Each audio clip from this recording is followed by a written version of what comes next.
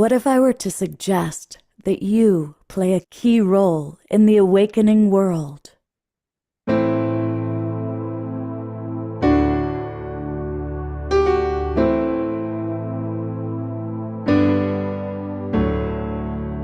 that you are watching this because you have heard the call.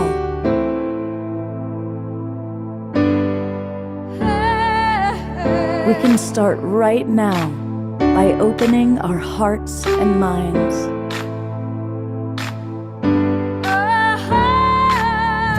Welcome to the awakening world.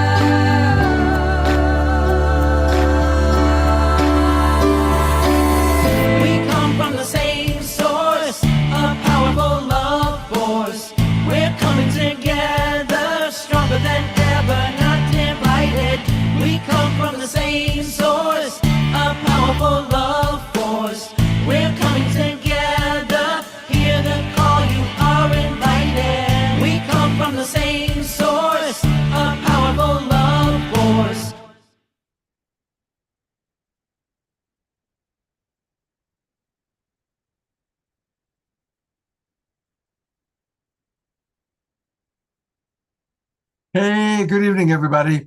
I am Love Coach Scott Thomas, and they're my friends, all in the Zoom room. I see Dia and Eleanor and Ian and Jeffrey and Pat and Sylvia, Lynn, Leaf, Richard, and well, I'm not going to mention the people who don't have their cameras on. The ones who get the cameras on get their mention. But we have a wonderful group of people with us tonight, and we are going to be replaying the interview with Marianne Williamson. And we're going to have live music, 3 songs from Oshar. So we're going to be moving and dancing. And we're going to periodically stop and talk about what she had to say and how that impacts you. So it's going to be a longer show than usual because it's going to, we're going to have the original interview and then feedback from all of you. So that's going to be fun. I want to also make an important announcement. So I'm going to do it both at the beginning and at the end. There was going to be a big event this weekend. Our friends that put on the Disclosure Festival, Adrienne and company, we're going to have a big festival built around a mass meditation for peace. It was going to take place at Lake Castaic, California. At one point, I was going to go down and do the Awakening World from there, but then we found out that they didn't have a good internet. Unfortunately, there's a big fire, wildfire, and they had to cancel the festival. However, the mass meditation is still going to take place, and it's going to take place this Saturday, June 22nd at 2:22 Pacific time.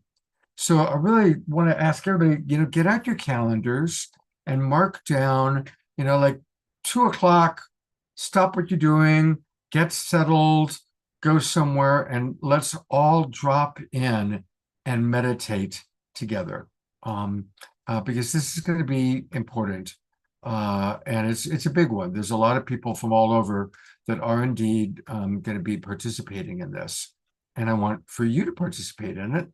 And I am also putting into the chat box the information on it. There you go. So for those in the Zoom room, it's in the chat box. And of course, for those of you that are watching on Facebook or YouTube, if you go to massmeditationinitiative.org, massmeditationinitiative.org, and you can get more information about it there. And let's put our good friend Adrienne into our thoughts and our prayers. Imagine all that goes into organizing a huge festival, 3 stages, people coming in from all over the world, and 3 days before the festival, you have to cancel it because of a fire. So let's send some love, some Global Peace Tribe love over to our friend Adrienne. He's been on the show a few times. He's a really good guy, and he's who runs Disclosure Fest. All right, before we get to Maryanne, we are going to go to the alpha of the program. And by now, those of you who are regulars know that the alpha, as well as the omega, is our good friend, our beloved brother, the man who makes all things happen, Mr. Omar. The alpha, yeah, I'm not too sure how to take that. I guess it's just the beginning. I suddenly I looked at my stomach and thought, is that what alpha is? And then You know, there used to be a market called Alpha Beta. Right, shows me where my head was at in that moment. And yes, such such love and support needed for the organizer. Adrian, did you say? Yes.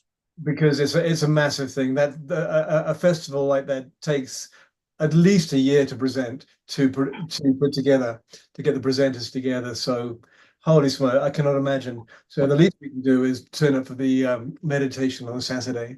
And I just put it on my calendar, the actual time, because I thought it was later. But it's 3:22 for us. 3:22 in Colorado, exactly. Mountain time. So here's a little song called Trust to Love, because we all need to trust to love.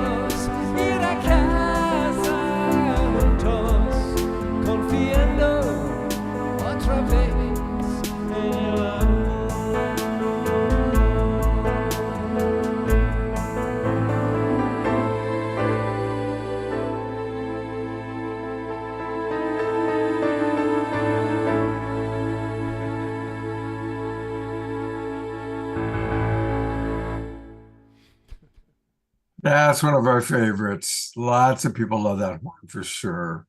Me too. Thank you. Yes. Thank you, Omar.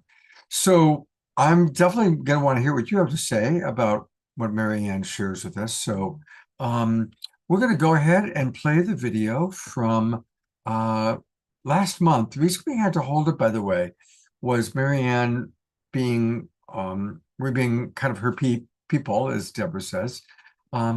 She was honest about some things, and she didn't want, well, the primary season was still happening, and she was still kind of a political target for some of which she said to be out there publicly. So that's where we kept it just to the Zoom room audience. But now we are able to publicly share what she had to say, and it's beautiful. We'll start with the introduction.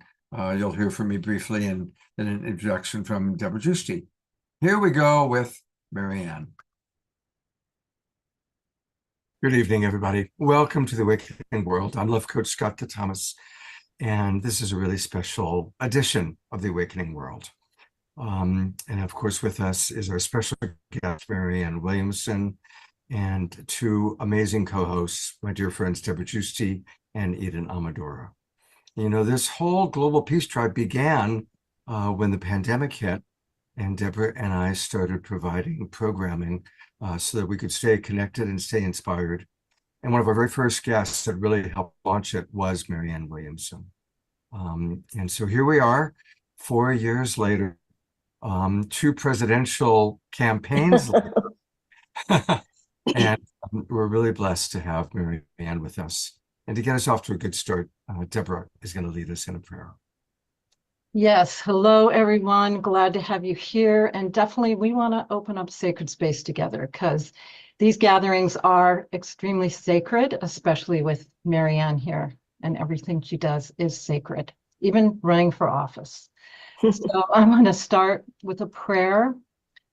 I invite us, first of all, to come into our hearts, to come deep into our souls and become very present. Very grateful to be together now and receive this wonderful transmission from Maryanne. We know truly as we unite together in common visions of healing this nation through living our values of kindness and care towards each other, standing strong in our truth, and most of all, sharing the love, we see this vision fulfilled. We give so much gratitude for this opportunity of what we're about to receive now, as well as our connection together. I invite us all to utilize this inspiring experience to fortify us all to continue to go forward in the world and make a positive difference. And most of all, continue to share the love. And may this love go out through the world, and so be it.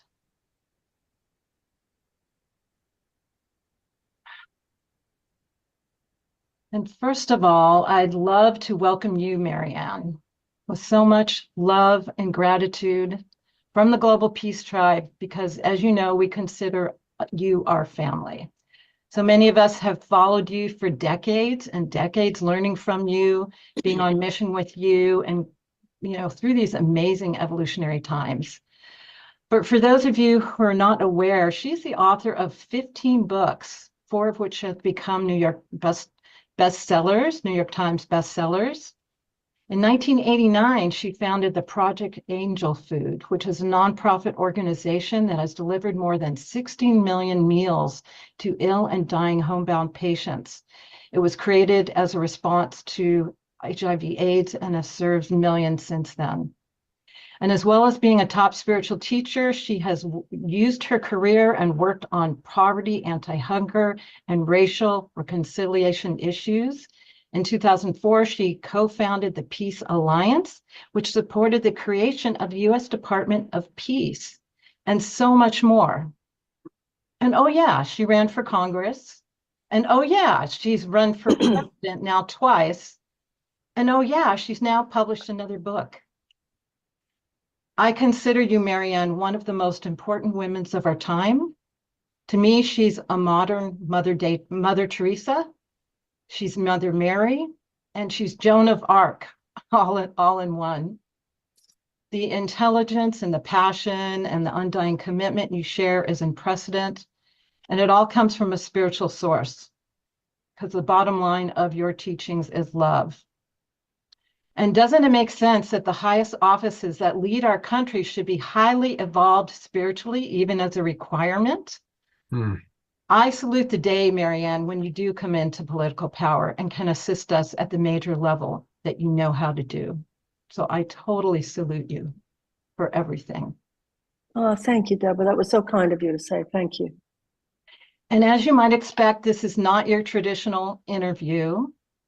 These are your peeps who understand what you say and what you share. So I'd love for you to share, first of all, what is at the top of your heart that we, your army behind you, that's on your mission, need to know about the presidential campaign, about what's going on in the world that's so intense and critical, how to support you, just what's at the top of your heart that you can share now. Thank you so Well, much. I think what's at the top of my heart is what's at the top of everybody's heart right now. I don't know anyone who's not deeply concerned, obviously, about the state of the world. I don't think I have anything you need to know. I do think we all have questions that we need to be asking. I think we aren't receiving deep answers because we're not asking deeper questions at this time. You know, you were so generous in your introduction. I'm certainly not Mother Mary, Mother Teresa, or Joan of Arc. However, I do think I'm a decent woman, and I try my best, and I'm really no better or worse than anyone else. But what I saw in running for president was the incredible resistance of the political establishment and of the media establishment to anyone who isn't coloring within the lines of the particular box that they have imposed on our society. And so for people like us, for instance, everything in your opening video, that you and I, you know, we've been at this stuff for decades. Some of you, I see Manuel Herrera. I mean, we've known each other for decades, literally.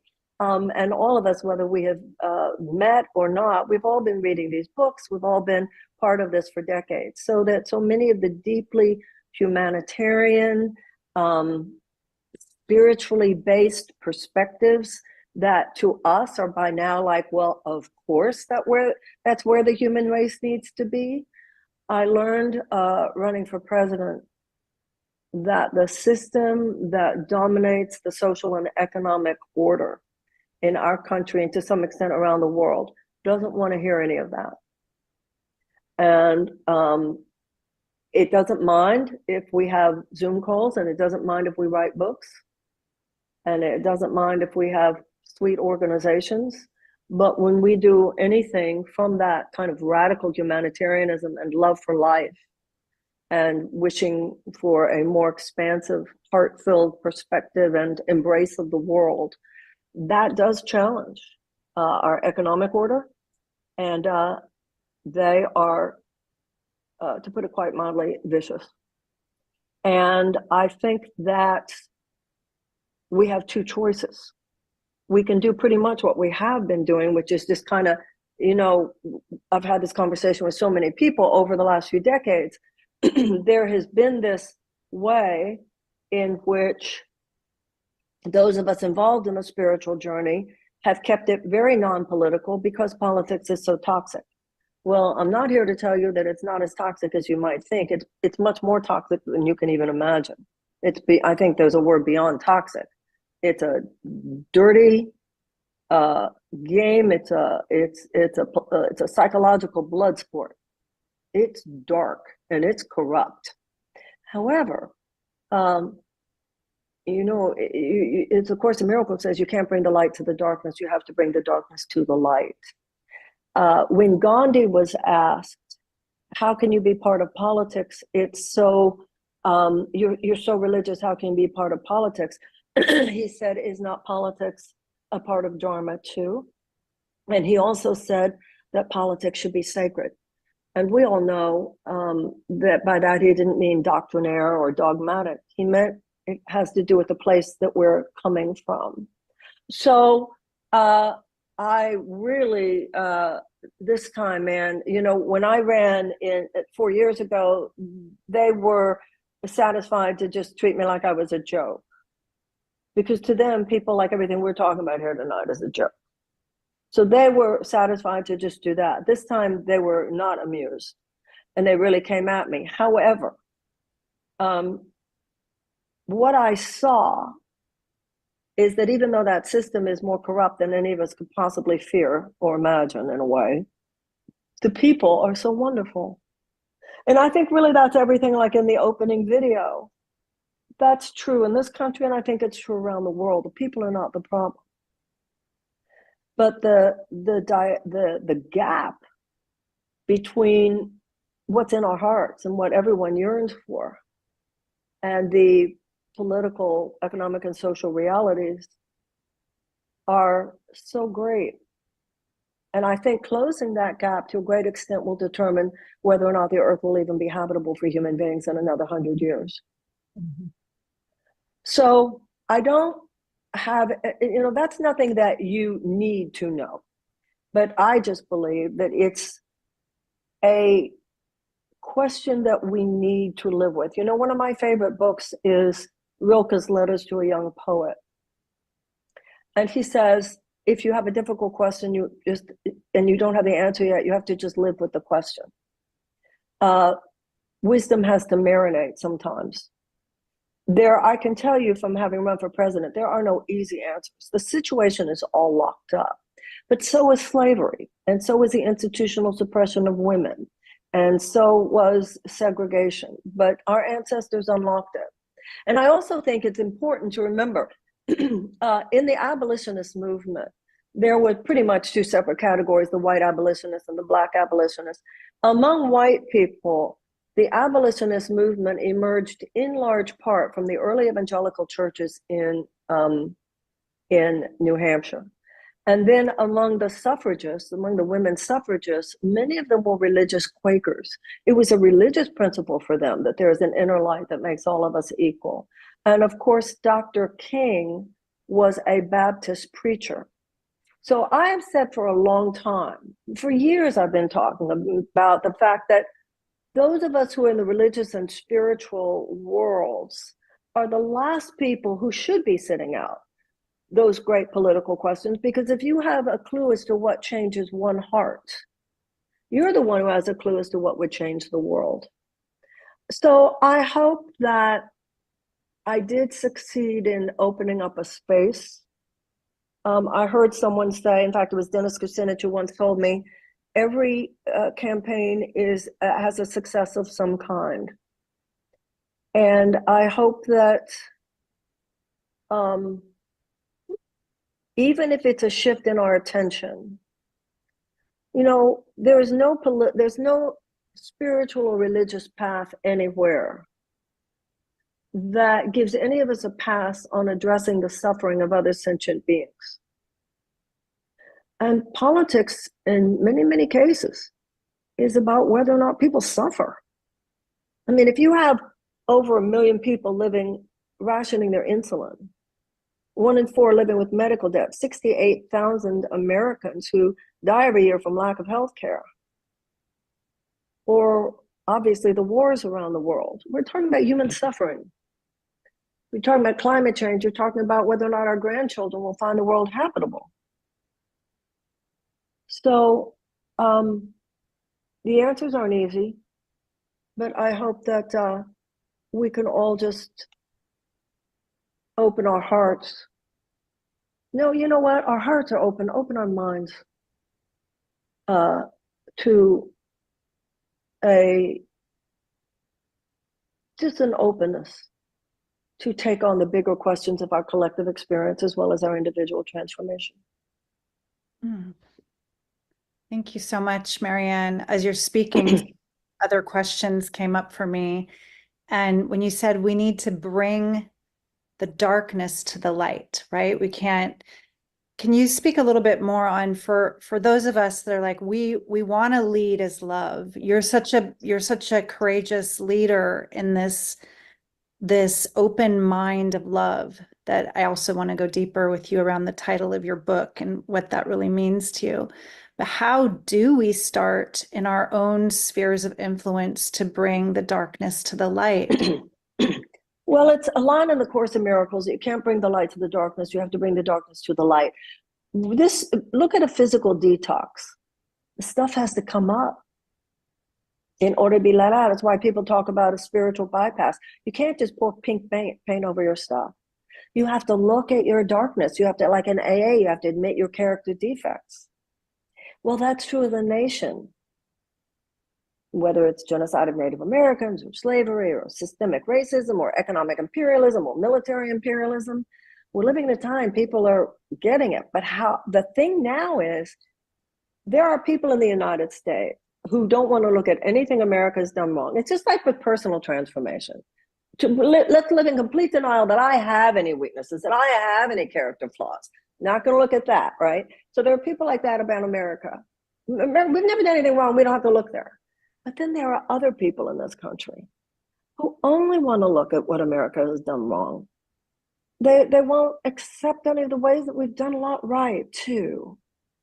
And that the real story of America is the struggle between the two, which has been personified in every generation.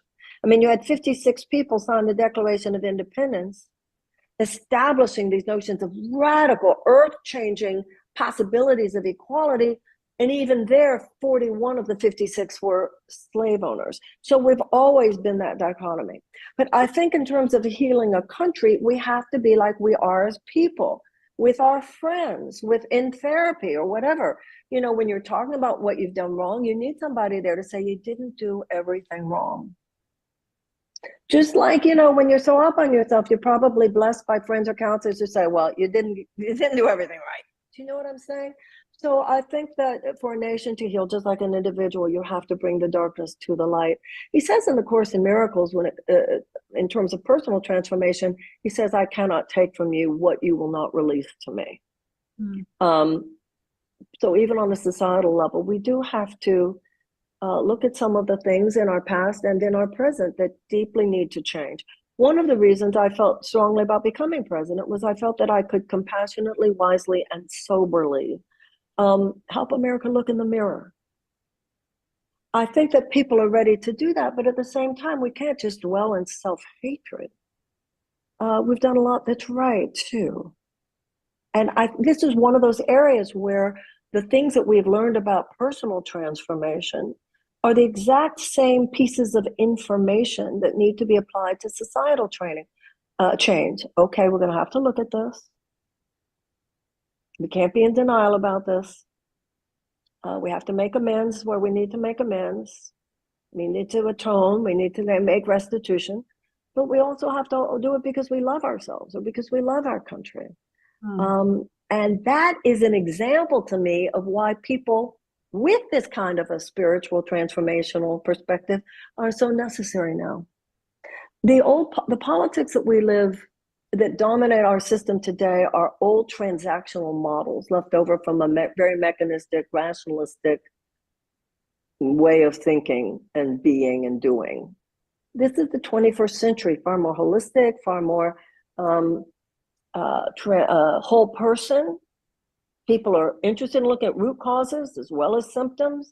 And your younger generation, you know, Gen Z people weren't even born in the 20th century. Or if they were born there, it was just to learn to walk. You know, they're not 20th century people. It would be so interesting to me when I would be talking to audiences, if I'm talking to young people, they'll ask a question about antidepressants and then a question about Syria. And to them, that's not odd. You know, so that was where the connection was, because to me, that both and is very natural. And it's very natural to our young people as well.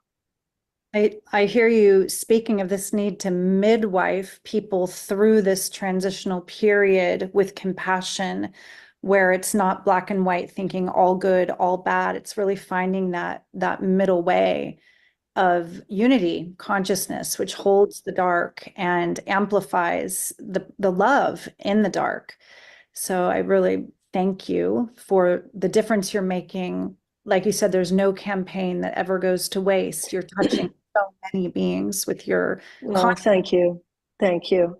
You know, one of the things that they talk about is making a just transition. We need to make a transition from a war economy to a peace economy, and from a dirty economy to a clean economy. But what does it mean when you say we have to make a just transition? That's very important. What it means is there are thousands of people in this country who pay their rent and put food on the table for their children, working for industries that represent a world that needs to pass away, whether it's oil, you know, big oil. You can't just say, okay, we're going to go green now. What about the thousands of people who make a living in businesses related to an old way of energy production? Well, you have to take into account their technological skill, their research skill, their manufacturing skill can make a lateral move, but you can't have, okay, we're going to change now. And that's why you need leaders who represent that nobody's going to fall through the cracks here. We're going to make this historic change on the planet. You know, the Course in Miracles says it's not up to you what you learn. It's merely up to you whether you learn through joy or through pain. And I think at this point that's true of this country and of the species. Some things are going to change. You're going to either do it through pain or through wisdom. One world is dying, one world is being born. We need to be death doulas to a world that's passing away and birth doulas to a world that's coming forth. But we have to be very emotionally, psychologically, and spiritually sober and careful, because human beings, this is human beings who are experiencing all this. This is not just a Zoom call. This is not just the up here that we've all been involved with. You know, if you look at the Christian cross and you also look at the Star of David, they both represent visually the intersection of the two worlds, the divine and the human, the vertical and the horizontal, and bringing those two together with real respect for life. Yeah, that's what where it's all about right now. Divine Mother principle comes in, because she's not this detached sky god, right? She's here within us. And that for me feels like the awakening of the heart. So Scott, I know you have another question, but yeah, thank you, Marianne. Well, you know, Marianne, you talked about the books on our shelf. And I think for many of us, A Return to Love was right there between Autobiography of a Yogi and Be Here Now. It's a real honor. Thank you. And you have a new book, which I just received and have started to read. And several of our people in the chat box have talked about how they're, reading it and receiving it. Please tell us about the mystic Jesus. And I think my opening question about is your own personal inspiration to talk about.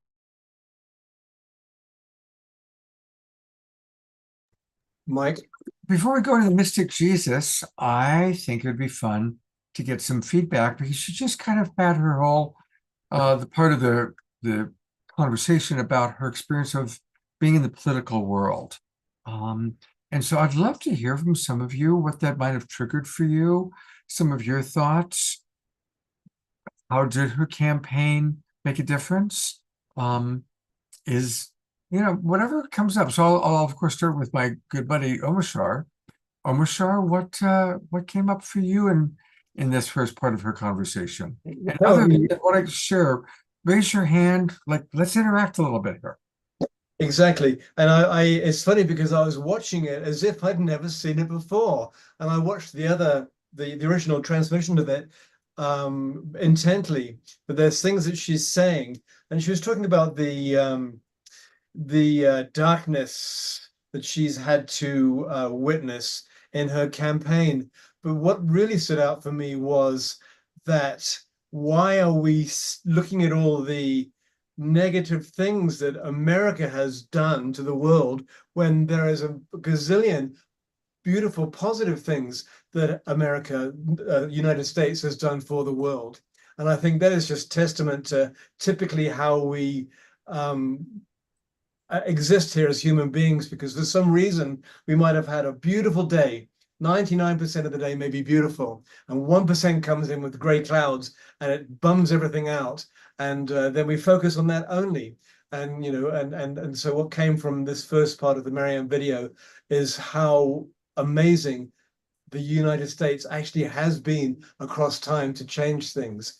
And it's unfortunate that we are such short-memoried and that we look at only the negative. I mean, that's paraphrasing, but Yeah, I mean, when I grew up, America was the good guys. We were the ones who defeated Nazi Germany.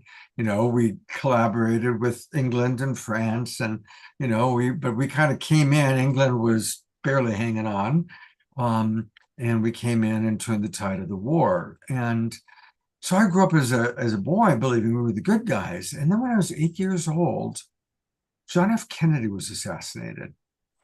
And of course, I didn't really know what that meant, but I knew that it was a big thing. And then a few years later, Martin Luther King was assassinated. His brother Bobby Kennedy was assassinated. And those assassinations really impacted me. All three really impacted me in a big way. I was 8 years old when John Kennedy was killed, 12 when Martin Luther King was killed, and when Bobby Kennedy was killed. And this disillusionment started taking place in my perception of America. And then, as I've matured into an adult and studied, it's like, oh my God, we, in some ways, have become the bad guys in certain areas. There are certain things we've done that's just really. Well, it's very true. And the way I was brought up in the United Kingdom was so anti-American, you would not believe. And nothing about the wonderful things that have sprouted out of America. I'm using the word United States because America, there's three Americas. There's South, Middle, and North. And it wasn't until I started traveling, and I traveled to Australia and spent a few months there, and I met all these American people from the United States, and they were absolutely beautiful. It took meeting, as she said, the people of the country and not the overshadow, the news media and the politics of the country. Because as a nation, the United States are full of beautiful people. The majority of us are awesome. Absolutely. And Absolutely. on that note, I'll pass it to somebody else. Well, and you know what I like that Maryanne said? She didn't go into the polarization, which would, again, make her my kind of person I want as president. It was like, hey, we have to confront the parts of our history that are shadow. And we also have to remember the good. My favorite coach, Phil Jackson, said when a player is playing poorly is when I remind him how wonderful and what a great player he is. When he's playing well, I remind him that he can do better. It's kind of like that. I'm going to read some comments that have come into the chat box. And if anybody wants to come on camera and speak, raise your hand. Susan writes, why does it seem like we are so powerless to elect a person of our choice? Right? I mean, let's face it, I don't think anybody on this call is excited about Biden or Trump. In fact, I would guess that most people are going to be voting against one of them as opposed to voting for one of them. Curious to hear from any of you about that. Susan also wrote, there were several assassinations in a short period of time.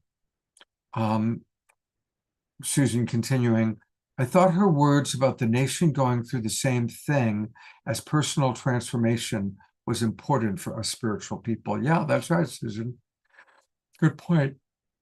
Sylvia writes, the invitation to go beyond individualism, to thinking collectively and to do a recovery program collectively, an inventory of strengths and weaknesses in one framing of the 12 steps as part of that process spoke loudly and deeply to me.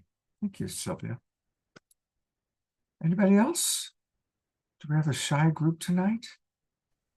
Huh? You wrote Jeffrey. Yes. Oh, okay. Jeffrey and then Ayana.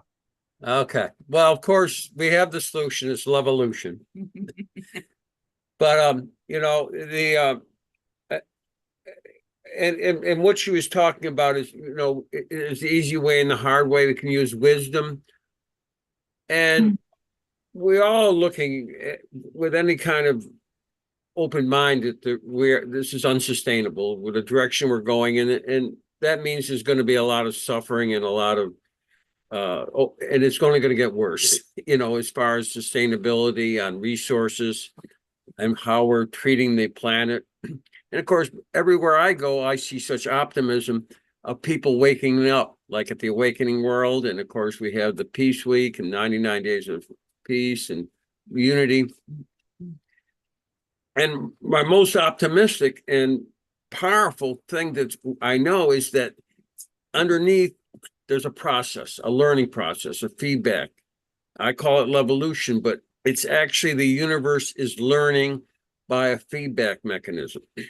Now, that's just not my opinion. That's how the universe works, because as you know, I'm a big fan of unified physics and what's going on over at the International Space Federation.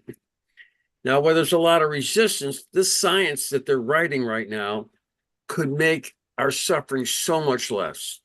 We're on the brink of some major breakthroughs that are like gravity control and getting the 0-point energy source, which seems to be quite prevalent with other members in the galaxy.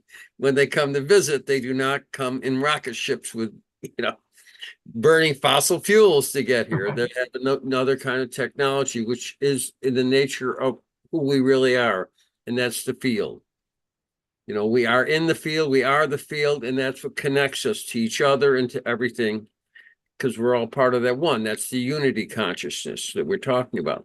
And that's also the reality in the physics that we're writing. It's a unity consciousness physics. It's a whole, and so anyhow, that gives me even greater hopes that we can reduce the suffering that we're bringing upon through the way we treated our lack of wisdom, I guess, in how we treated the resources that were given to us, God's gift, the divine gift of this planet, the spaceship Earth, that we all have to hold on to and protect so we can travel through the universe. So anyhow, that's my hope. I'm loving what they're, I really hope we can get this new science out and implemented.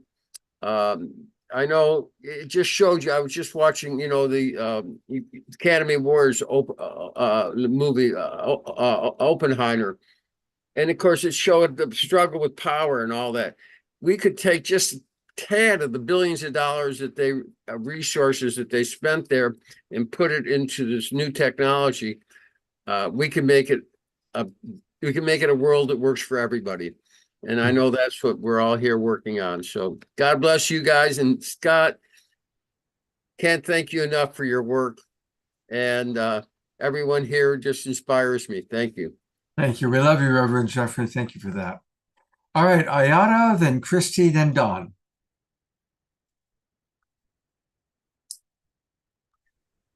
Hey, Hi, Ayana. Scott, thank you so much for doing this.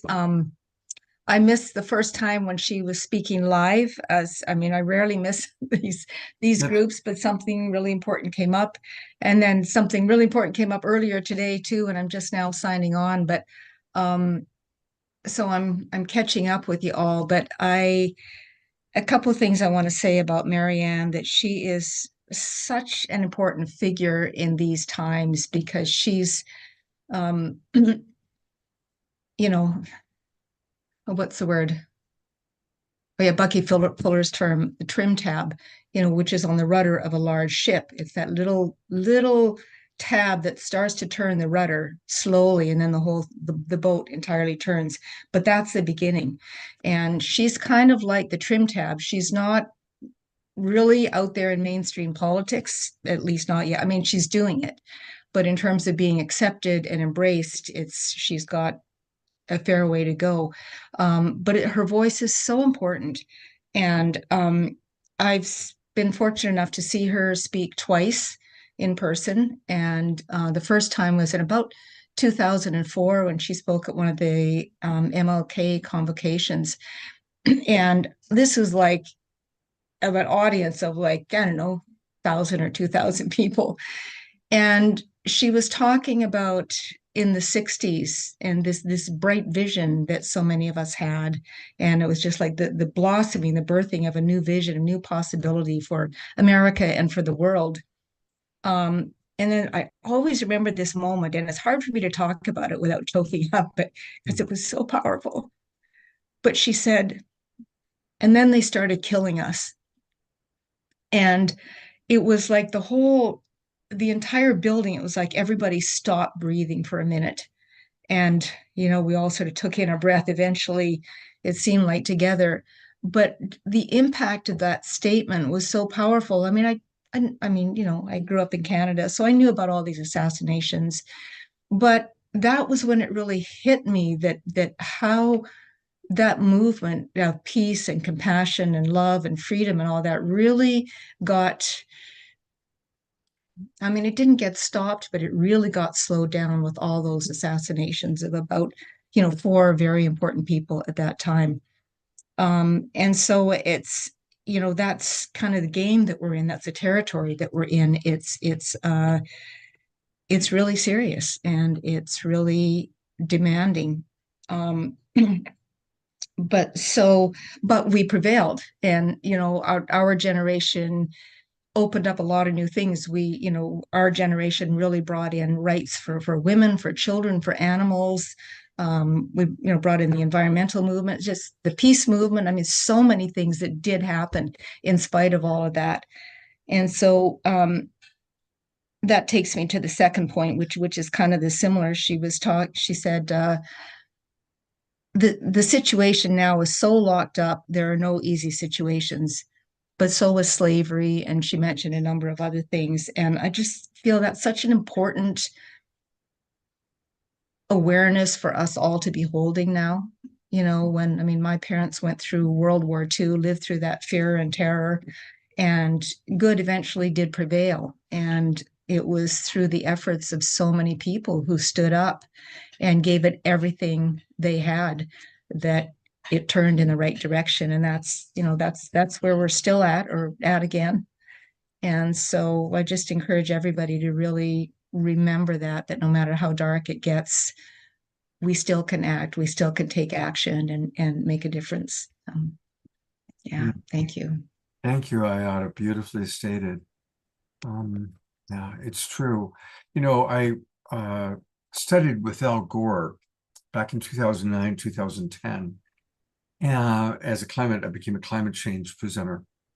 And he talked a lot about the incredible, once America was on board for the war effort in World War II, there's a lot of resistance. Most Americans did not want to get involved in the war in Europe. And the majority of Americans didn't want to get involved. And it wasn't until Pearl Harbor was attacked that everything kind of turned around. And then America was like on board all the way. And there was this incredible national purpose that took place during World War II. And Gore's fantasy dream, if he had become president, was to make that our national purpose, not war, but to really all do everything necessary to change our relationship to the environment, to the climate, to planet Earth. And imagine if there was a focus on clean energy and cleaning up the planet. If we had the same level of commitment that we had during World War II to win that war, and the statistics are staggering, how quickly we produced the necessary tanks and ships and planes. It was extraordinary focused attention. Imagine if we could do that for raising consciousness and for cleaning up the planet. Okay, we're going to go to Christy Michaels, and then we're going to go to Don Drake. You're up, Christy. Hey, Scott. First off, I want to thank you, Scott, because, you had invited Eden Amadora to be in hosting with you on this and asking questions. And she emanated such a profound, energetic of an embodied divine mother energy, which has been really lacking. As you well know, I've been very passionate about the divine feminine work that I do and other people. But I was sitting in meditation one morning, and in my meditation, I always ask for guidance and whatnot. And I heard, go to Marianne Williamson's website. And I went, oh, okay. I hadn't been there for a while. This was years ago. And up popped her conference flyer of the Sister Giant conference. So she had several Sister Giant conferences, and I grabbed my daughter and we flew down to LA to go to it. And it was about 500 women from all over the United States. And when we arrived at the conference room, a big, huge hotel conference room, we were greeted by a bank of computers, and we had to go in because she wanted all the women to know who were their representatives. And a lot of the women didn't know just basic things about who their senator or the House of Representative person was. And so she got everybody informed on that. And then the first night she did it was on witch burning. And she said that, and she had one of the top scholars from UCLA on witch burning at Salem come and speak to us. And she threaded all the ways that the witch burning subtly impacted our unconscious, and we're still actually in the languaging. And they gave many, many examples of how we are still being burned. We're still being tortured. And, you know, she talked about how vicious it was when she was out there confronting the patriarchy and everything.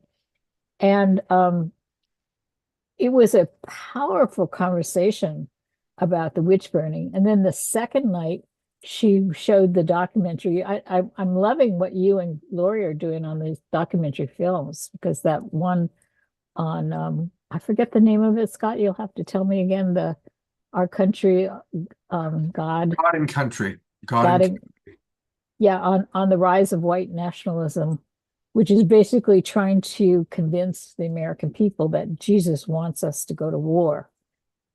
It's so insane. They literally have posters of Jesus holding an automatic weapon. Yeah. Yeah. And so, you know, and of course, it's the divine feminine in harmony and balance with the divine masculine is not going to allow for that. It's the coming together around ideas of peace and love and compassion. But anyway, she showed the documentary Angels with Iron Jaws. And if you haven't seen that documentary, it's so important. I would recommend you guys share it one time. It's the story of the 20 women who got us our right to vote. And we won our right to vote by one senator whose mother called him up and said, listen, if you don't vote for my ability to vote, don't ever come home for Sunday dinner. And so he finally conceded out of the pressure of his mother to give up his position and vote for us to have our right. But we still don't have equal rights for amendment for women, even though everything was met, all the requirements were met, and we still don't have it. And that's insane. Like, it's really okay that a woman has the same job as a man and she's not paid an equal amount of money for the same work. And among other things that it would provide for us, just the acknowledgement of our equality as spirit, as human beings. We're equal as human beings, for Christ's sake. And then the third night was on Pray the Devil Back to Hell, which is a fascinating story about the Liberian Peace Women's Movement and how the act of prayer of women coming together, joining forces. It was Christian women and Muslim women sat down in the town square, and they just held a vigil of an intention for peace. And that's it was produced by Walt Disney's daughter, Abigail Disney.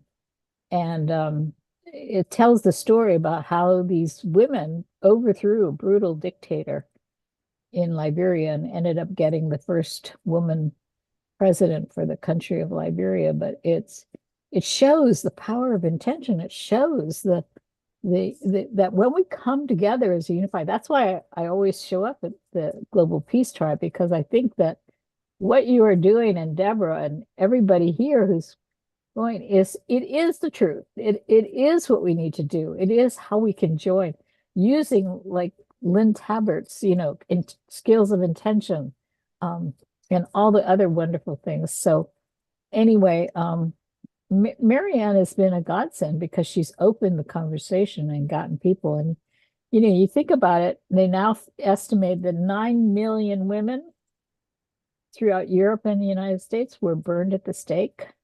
You don't think that didn't have an impact on shutting us up? Well, Maryanne said that's what happened. It shut us up. Yep, that's right. And so as she wanted us to look at it so that we can begin to let go of that trauma, which is being passed down generation. So I'll just end with this. I went home and my cousin is a genealogy nut. And he's written this really fat book about my grandfather and all the line going back, who had sex with who and how many children and all this stuff. And he asked me, what are you? Well, he had emailed me and he said that he finally traced our family back to Salem to the witch burnings. So I had a woman through my grandmother's line that was standing there watching one of the relatives being burned at the stake. So you wonder why I'm a crazy woman about some of this stuff and so passionate. It's in my DNA there's something about that was passed down of the social justice theme thread that is so critical that I've been trying to bring to light and do my piece. So thank you, Scott. I really appreciate you having Eden on and letting the presence of the Divine Mother, as she holds it is a really beautiful emanation. Thank you. Be as a contrast to, like, yes, we need this compassionate mother energy. Anyway, thank you, dear. Thank you, Christy. And I want to acknowledge you. And, you have also really carried the torch for the Divine Feminine and for Mary Magdalene and all that you do to help raise consciousness about. And now it's becoming like, when you first started doing the Mary Magdalene work, it was like, oh, yeah. And now it's like everybody's talking about Mary Magdalene, Yeah. And so I do appreciate the great work you've done with all that. Yeah, thank you. Thank you. I appreciate all the support you've given me because you've often given me the platform to speak. So it's very wonderful. Thank you. Well, I'm delighted now to see lots of hands are going up. So this is exciting. And there's some great comments to share in the audience. So I'm going to read a few comments. I'm then going to go to Dawn, then Maryanne, then George, and Jennifer. But since I talked about we talked briefly about the Christian nationalist movement, I'm not joking. Here is the t-shirt that they're selling at the rallies for Trump: Jesus, Trump, Guns, and Liberty. And here is a poster from one of those rallies. Oh, Jesus, cool. I mean, isn't that, they basically took Rambo, it's Rambo's body, and they've put Jesus's head on Rambo's body. Yeah, so not true. So, what she was referencing is we've been showing these films, many of you have been coming, about how Trump got elected, which is two things that he did. He learned how to manipulate social media, and he utilized social media far better than Hillary did to find people that are isolated and to convince them that she was bad and that he was good. So there's that, and he made friends with the far right Christian evangelist movement, and he promised them, if you get me to be president, I will stack the Supreme Court in such a way that we will overturn Roe versus Wade, which most people thought would never be done. And so he is a hero to anti-abortion activists. And all these far-right Christian churches, he is the savior. He did the impossible. He overturned Roe versus Wade. And so they overlook all the obvious personality flaws and literally believe that he has been appointed by Jesus to, do this great work. It's eye-opening. It's like, oh, wow. Now, we try not to get too political on this show, so I'm not going to go further than that, but I do want to share that with all of you. Here's a few comments, and then we're going to go to Dawn. Angela S., one of my absolute favorite members of our audience, writes, Now, mind you, Karen is a woman of color. She writes, I also was 8 when Kennedy was killed. And the main thing I remember about that day was how many grown-ups were crying. Same, Karen. I remember my 3rd grade teacher, Mrs. Gallup, was just in tears. I'll never forget that. By the time Martin Luther King was assassinated, this is Karen still talking, I was 12 and had just helped integrate a school in Louisiana. I was afraid to go to school the next day because I didn't know how I would be treated. That period was fundamental in my becoming the person I am today. Imagine being a 12-year-old Black girl in Louisiana when Martin Luther King was assassinated. Karen, wow. Drina Joy writes, change is happening despite all the challenges. One sign is that more women presidents and heads of states globally. US has an active vice president. Mexico has a newly elected president. Finland has had 4 female prime ministers and or presidents, and she's attaching a global map of the female-led countries. Okay, and here is that map. Much more enjoyable to look at than Jesus with a gun. So there you go. The yellow are countries that has had at least 1 female head of government. Pink is 2. Light purple, like India, is 3. Dark purple, like that looks like Sweden, is 4. And I don't see any super dark ones. Oh, there's one little tiny dark one here. God, what country is that in between Spain and France and Italy? Luxembourg, maybe? Okay. Thank you, Tarina Joy. Getting a little geography lesson there. I'm going to read 2 more comments and then we're going to go to Dawn. Dia is going to talk a little bit later if we have time, if not tonight, another time, about the 12,000-year magnetic 90-degree pole shift named excursion, documented to at least 72,000 years. Yeah, that kind of fits in probably with the Kochi prophecy about how the planet's going to change. Ayada says, Scott, you are right. We can do this if and when we focus and align. Finally, T. Joy, and I'll get to the other comments later on. T. Joy writes, more divine feminine energy is rising up. We desperately need this expression everywhere in everything we do. We all must support the efforts in correcting this entire planetary imbalance. You're right, I agreed.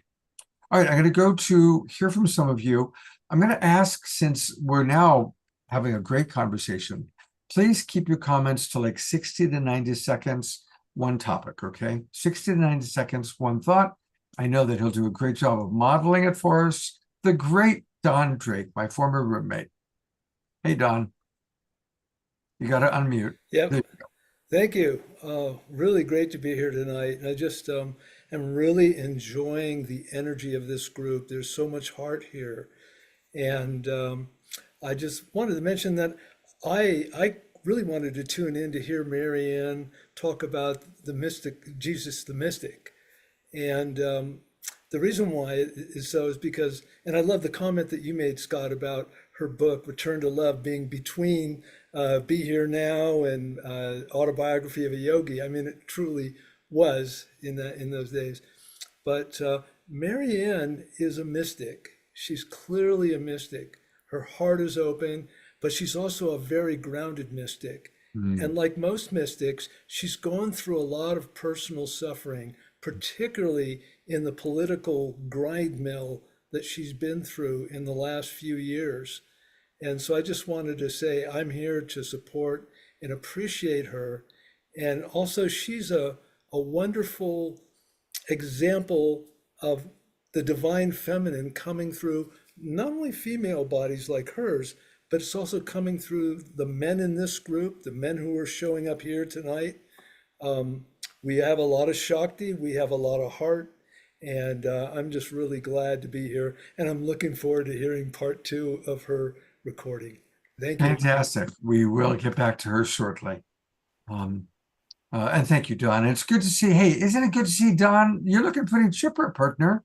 I am chipper. I'm an untethered soul now. I'm I not saw where you're doing a living road in trip.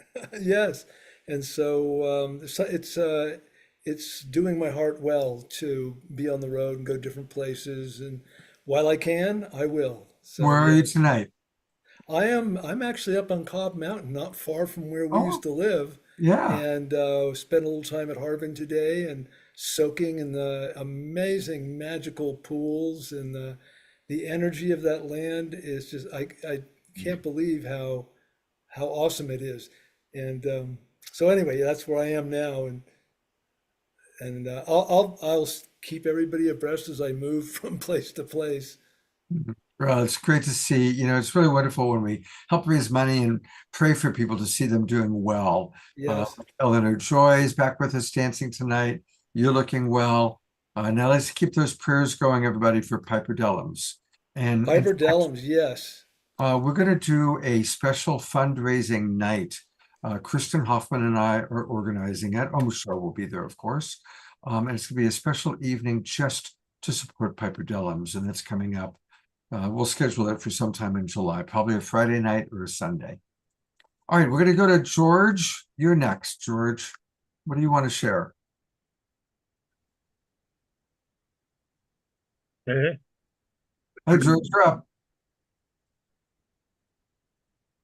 Yeah, I've listened to the last couple of presentations, the movies that Zoe Grace has done, and it seems to me that we're not all on the same page.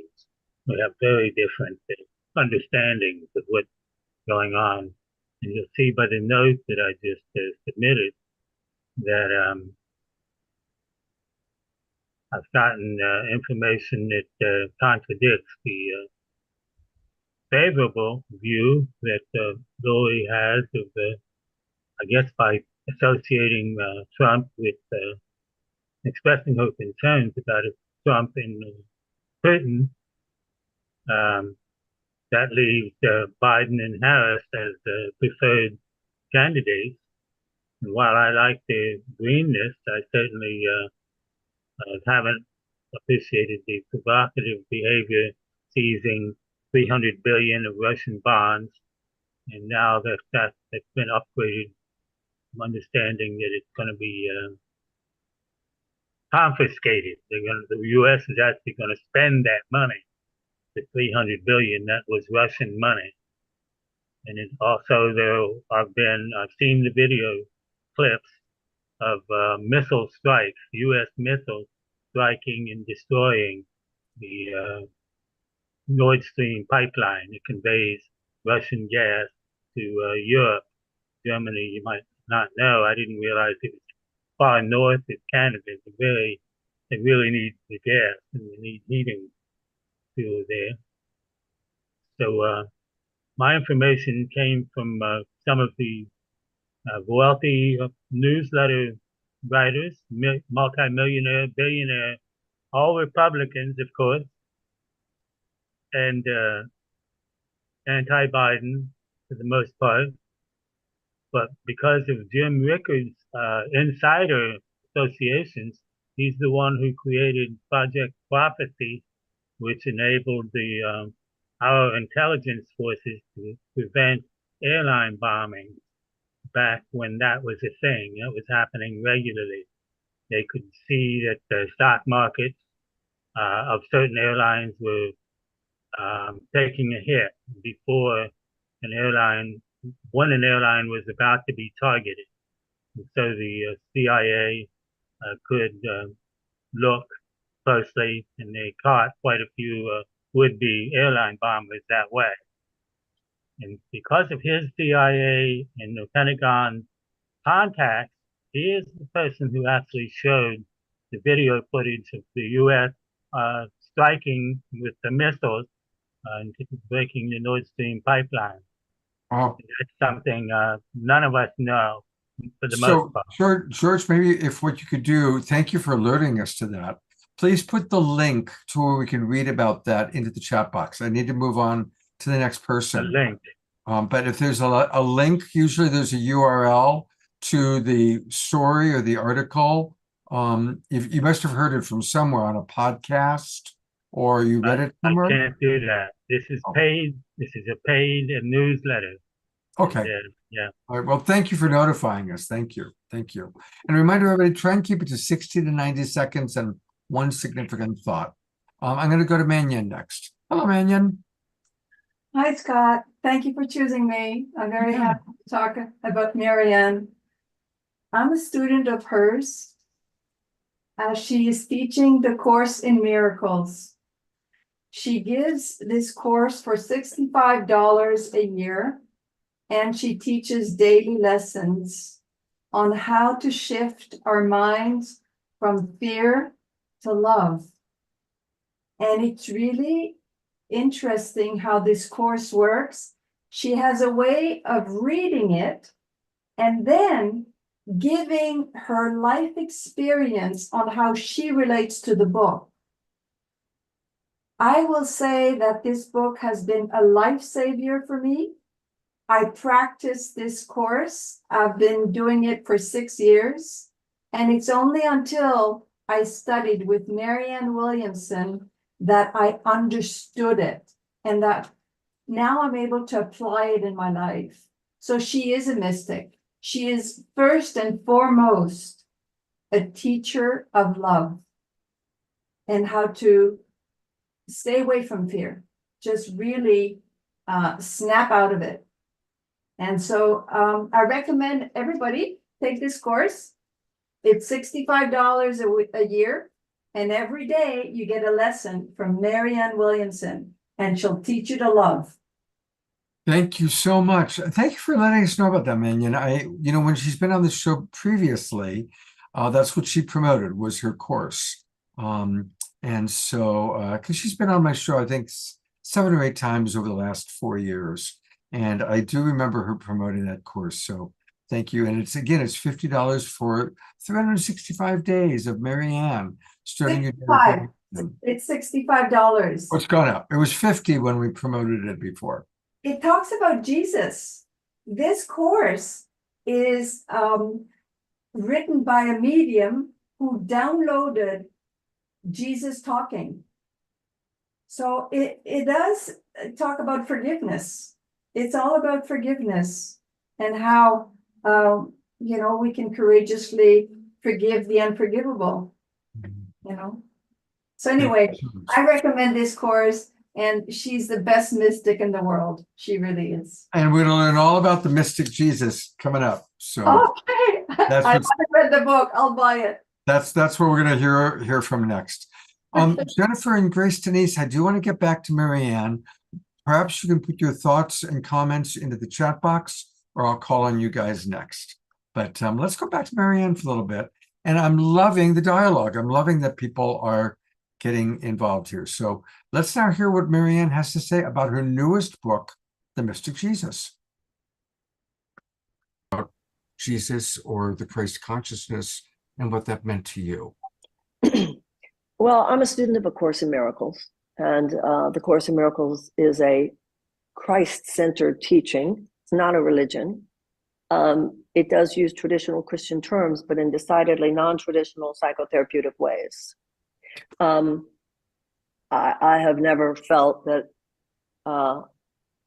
to be the word disciple and the word discipline come from the same root, disciplining your mind to perceive with love in a world that will constantly tempt you to perceive without love. That is what it means to be a disciple, because that's what it means to be disciplined.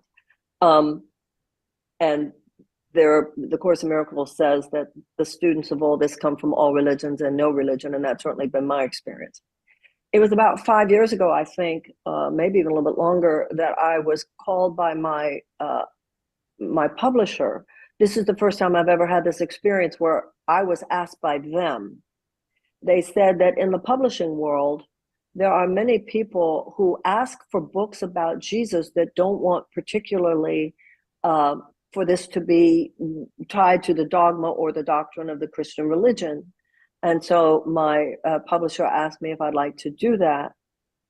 And I felt, as a student of the Course in Miracles, the Jesus, as Jesus is represented in the Course in Miracles, how he is seen in the Course in Miracles, I found it daunting.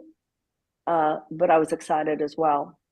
Not long after that, I decided to run for president. So I said, I'd like to postpone this for a while. And I wrote a book called Politics of Love, which was talking about my political beliefs and all this. And then it had to be postponed again for the same reason. And finally, they're like, we need to get this book out. So it is the metaphysical Jesus. In traditional Christianity, it says that Jesus is the line God created, only one begotten Son. In the Course in Miracles, the only one begotten Son refers to the idea that there is only one of us here, that God only created one of us. And the Course in Miracles says, you are like sunbeams thinking you are separate from other sunbeams. You are like waves in the ocean thinking you are separate from other waves. But it's just a false belief. It's a hallucination that you are separate. The truth is that you are one with the ocean. The truth is that you are one with the sun, with the sunlight. The Course in Miracles says Jesus is someone, and it also says he is not the only one, but he is someone who lived on the earth, and his consciousness actualized that understanding. The Course in Miracles says light is understanding. The enlightened ones are those who understand.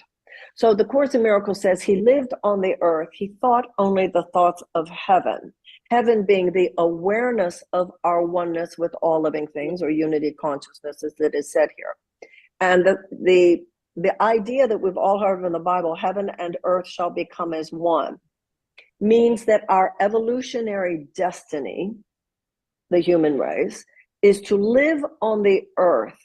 But there will be no gap between earth and heaven, heaven being an awareness of oneness. And it says that Jesus is someone who, having achieved that state, now has the authority, should we request it, because if we don't request it, it would be a violation of our free will for that power to impose itself or to overshadow our minds. But should we request it, as the Course in Miracles says, he says, my mind joined with your mind can shine away the ego. So that's the Jesus I'm talking about in that book. And I hope that people find it meaningful. We have a related question. A lot of questions are coming in from the audience. This is from Tess Kempner. The Course in Miracles says we're either coming from love or we are coming from fear. How do we reconcile this with fear of the unwanted future that we are seeking to avert? As Einstein said, we cannot solve the problems that love was created. How do we transcend the problems while continuing to point to them and seeking to vanquish them? Is our attention then misdirected?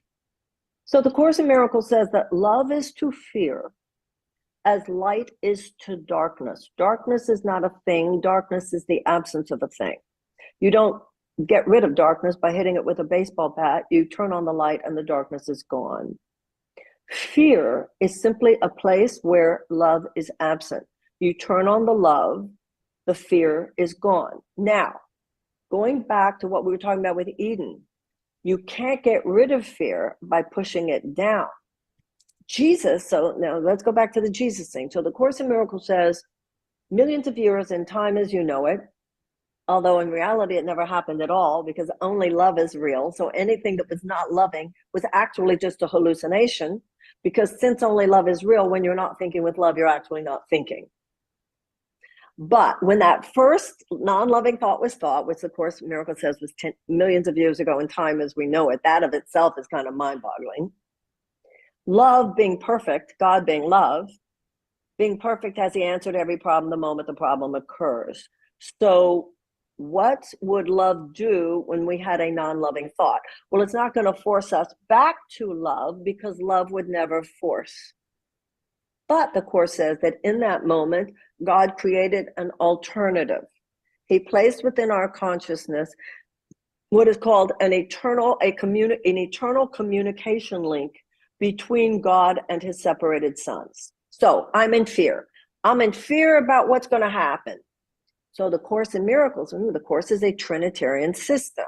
There's God, there's us, and the connector, right? So here I'm living in this illusion, this world that is dominated by the system of fear.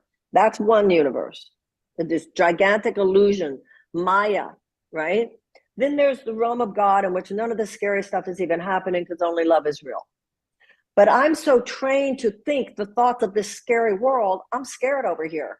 So I say, God, I'm scared. That's what you do. You say, I am willing to see this differently. I'm scared. I'm scared of nuclear catastrophe. I'm scared of a biomedical disease that's going to wipe out the planet. I'm scared of terrorists. I'm scared of whatever the ways are that we could hit the iceberg. And, within this world, they're real. So you say, I am willing to see this differently. And that's the role of the Holy Spirit, to help us change our perception. And that's what the miracle is. It's that shift in perception. The Course in Miracles says that because Jesus has fully actualized that consciousness, to call on Jesus is to call on the Holy Spirit. To call on the Holy Spirit is to call on Jesus. And then you look at these things differently and you go, okay, what's the worst that could happen? So the worst that could happen is that we so misuse this planet that the planet itself throws off the predator species. That's the worst that could happen. We're all going to die anyway. But that would be a horrible, horrible, horrible way for things to go, because it would cause immeasurable human suffering and other species suffering. So what's the next thought? Well, the next thought is that, as with every other problem, God has an answer. Next thought. What's the answer? You have a part to play in making the choice for a loving alternative as opposed to global destruction. The answer is for you to put all that you have and all that you are in God's hands and say, use me.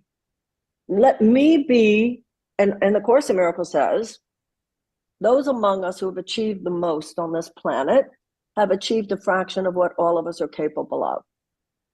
So you become so involved in trying to be part of the solution that the problem, hope comes, hope is born of being participating in hopeful solutions. I noticed starting a long time ago, when I would be like giving $18 a month. Like my mother, I remember once, many years ago, my mother was visiting me. She comes into my bedroom and she sees I'm sitting on my bed. And I have all these like index card size things on my bed, like all lined up. And she said, what are you doing? I said, I'm deciding who I'm going to do my charitable giving this month to. And my mother says, what charitable giving? You don't have any money. What kind of charitable giving are you going to do? And I looked at my mother and I said, I don't understand what you're saying. I give $5 a month to that. I give $8 a month to that. I give $4 a month to that. And I remember I was giving a very small amount of money, but it was to an organization that helped with childhood leukemia. And every month when we would get, because we didn't have internet yet, we'd still be getting it in the mail, and I would read about the advances that were being made in defeating childhood leukemia. And because I was giving just a few dollars a month, I was like, I wasn't scared of it because I was part of the solution. I noticed that with AIDS also. I was very much an AIDS activist.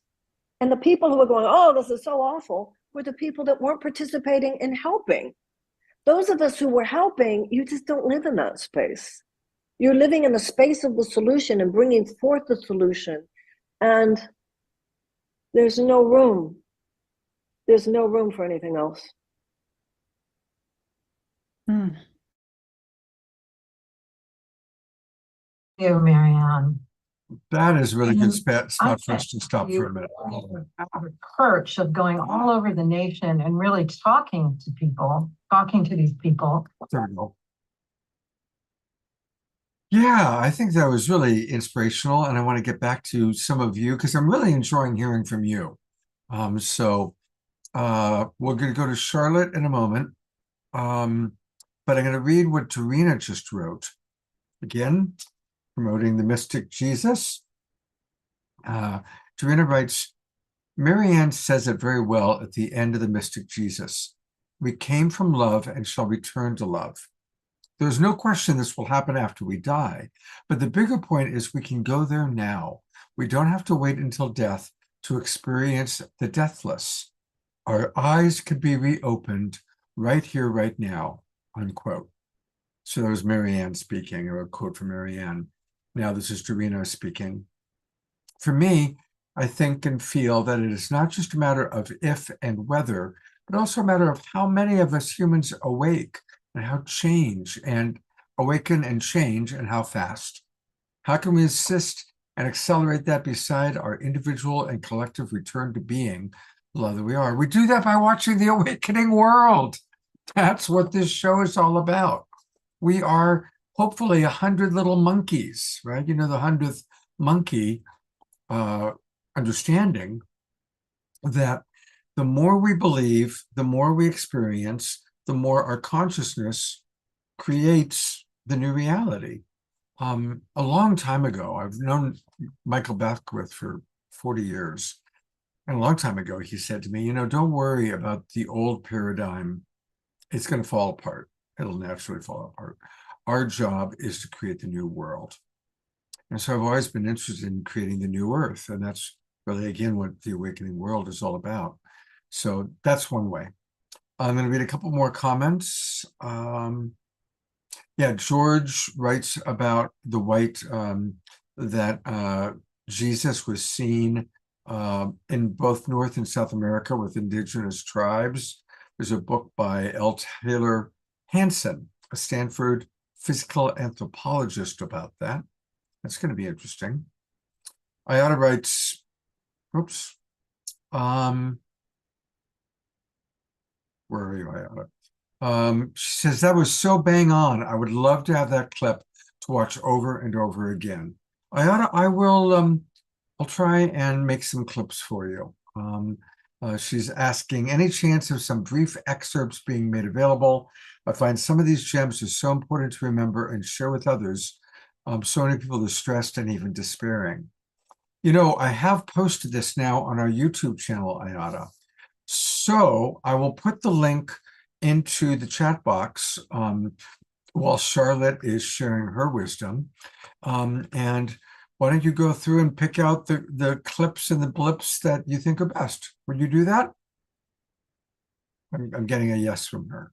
So, all right. Where is Charlotte? If I was Charlotte, where would I be? Now you got to turn your camera on, Charlotte. Jennifer. Jennifer. We're going with Jennifer first. Where's Jennifer? Right. There you go. See, that's why I put it in the full chat. Oh. Hi. Can you hear me? Oh, there you are. Hi. I was a little slow there. Omashar, once again, Omashar saved the day. If all of you only knew how many times Omashar saves my little butt. He's a gift. We know that. Hello, Jennifer. Hi. Hi, I'm actually here with Charlotte. That's why you're confused. Yeah, I get it. We're together in You LA. are together. All right. They Yes. came for the Disclosure Fest. Yes. LA. And it Yeah, got we canceled. actually we started the show by showing the poster for Disclosure Fest and really encouraging everybody on Saturday at 2:22 p.m. to do the meditation together. And of course, I'm feeling so bad for my friend Adrian who put that festival together and to have to cancel it 2 days before. But one more time, Charlotte and Jennifer, who we are about to hear from, were on their way to this amazing event that was going to happen, a 3-day festival. It's now just been reduced to an online gathering. Let's all do that together at 2:22 p.m. And with that, I turn it back fully over to you, Jennifer. I'll keep it really brief and then I'll hand it over to my sister. I had the privilege of actually seeing Maryanne speak in Chicago at the Parliament of World Religions.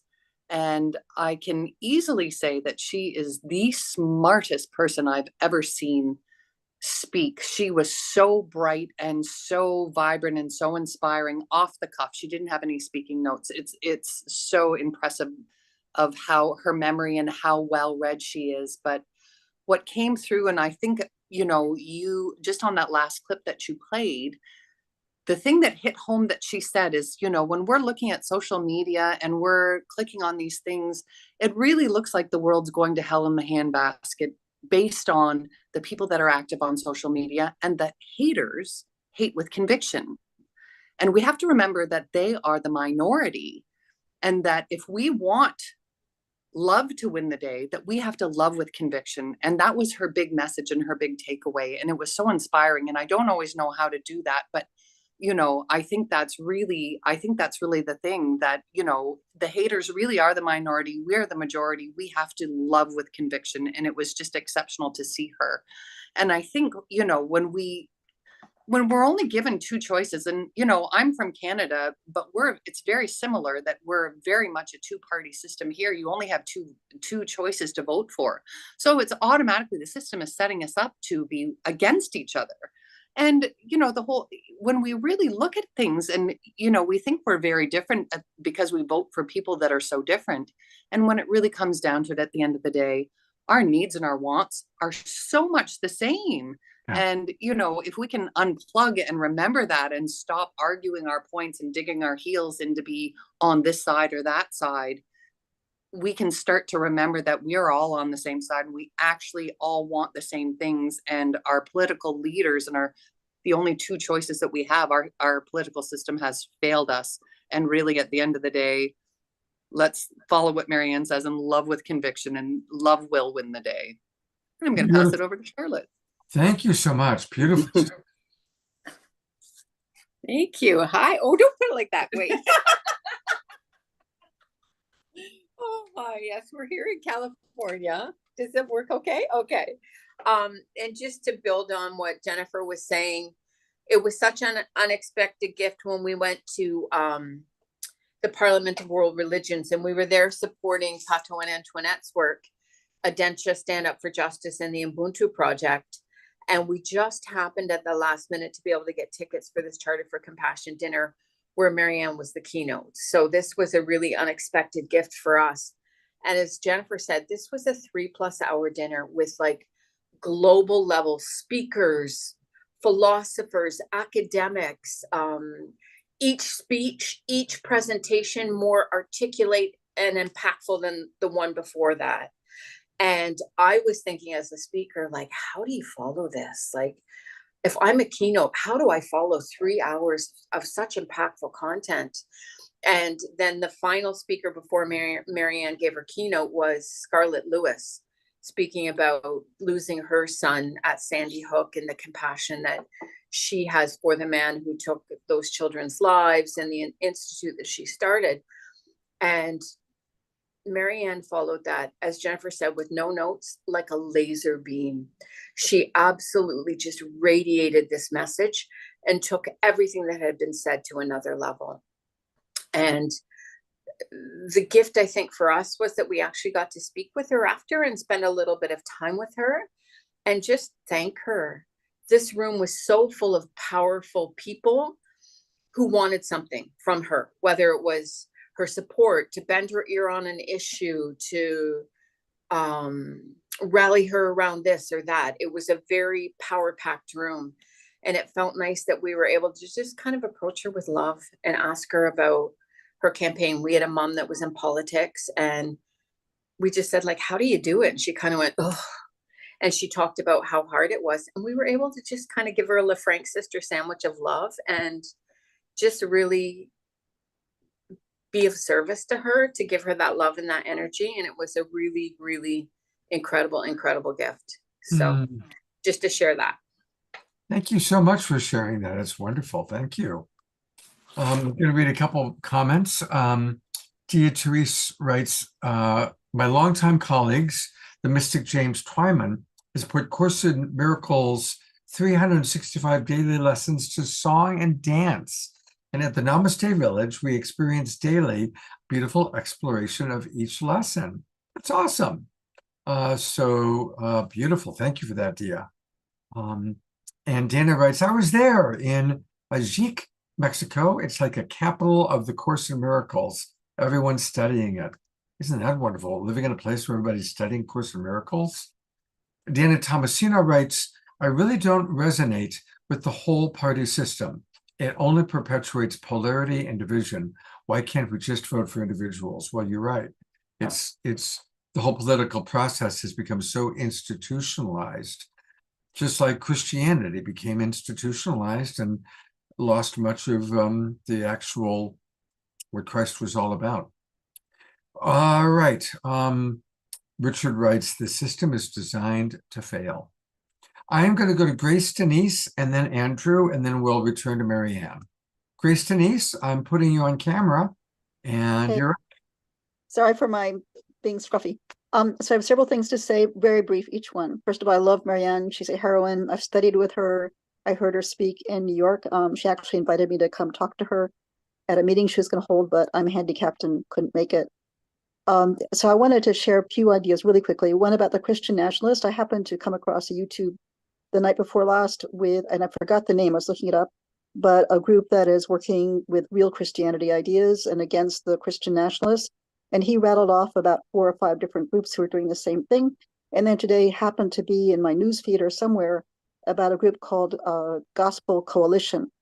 I think they're called New Gospel Coalition or Gospel Coalition.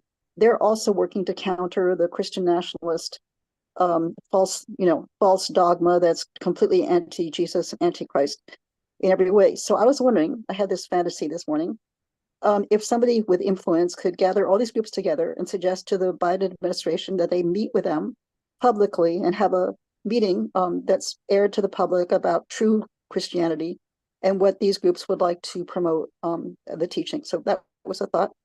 The second thought, I've been trying to write about and promote the idea that we're at the point, I get these scary news items that we're at the point of World War III and all this scary stuff. So what about a world of mutual benefit, mutual reciprocity, just like in healthy relationships should be the principle in marriage and so on. So relationships in our world, what about instead of competition, we have cooperation? I think a lot of the threats are coming from climate change and petroleum dependent nations feeling it existential threat. So if we would take seriously everybody's existential threat and say, let's support one another. It works. I've had success helping people with addiction that way. You support the strength, you support the good, you recognize the fear and you address it. And instead of building up armaments and threats and counter threat and menace and counter menace, what about saying, look, we want to support your strengths and we'll tolerate your abuses of human rights. But we know that once you get more secure within, you will be less a bully without, that we recognize the problem is the weakness inside. So I want to promote those ideas and share them. And I would love them to get to the administration and others in power. So anyway, I want to share those. And the third thing is I've had healing miracles with people. I used to do something called Jorei, which is healing with light. And I've done some healing visualization type practices since then. And I've seen actually healing happen. I know it's possible. So if we can all of us access that greater, amazing universe of love and healing that is the truth, and just keep that open possibility, because keeping that open possibility makes all the difference. And there's been this whole movement kind of nihilism and negativity, and that has its own power. And I just feel we need to counter that at every moment we see that, the cynicism, the so-called practicality.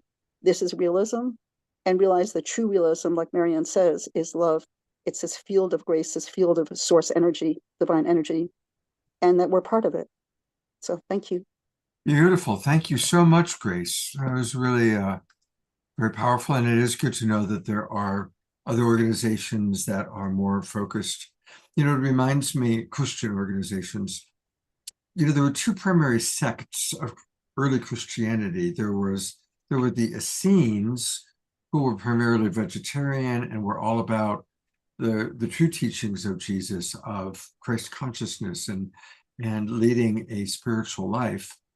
And then there was the Latin sect, which were converted Romans. And so they had that very romantic conquer the world approach.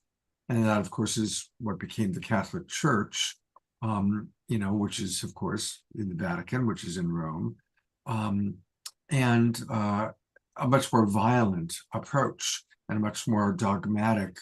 And that's where They rewrote the Bible, pulled out passages around reincarnation. Yogananda spoke quite a bit about that Jesus did teach reincarnation, but it was taken out of the Bible, although there's a couple passages that kind of slipped by the censors, if you will.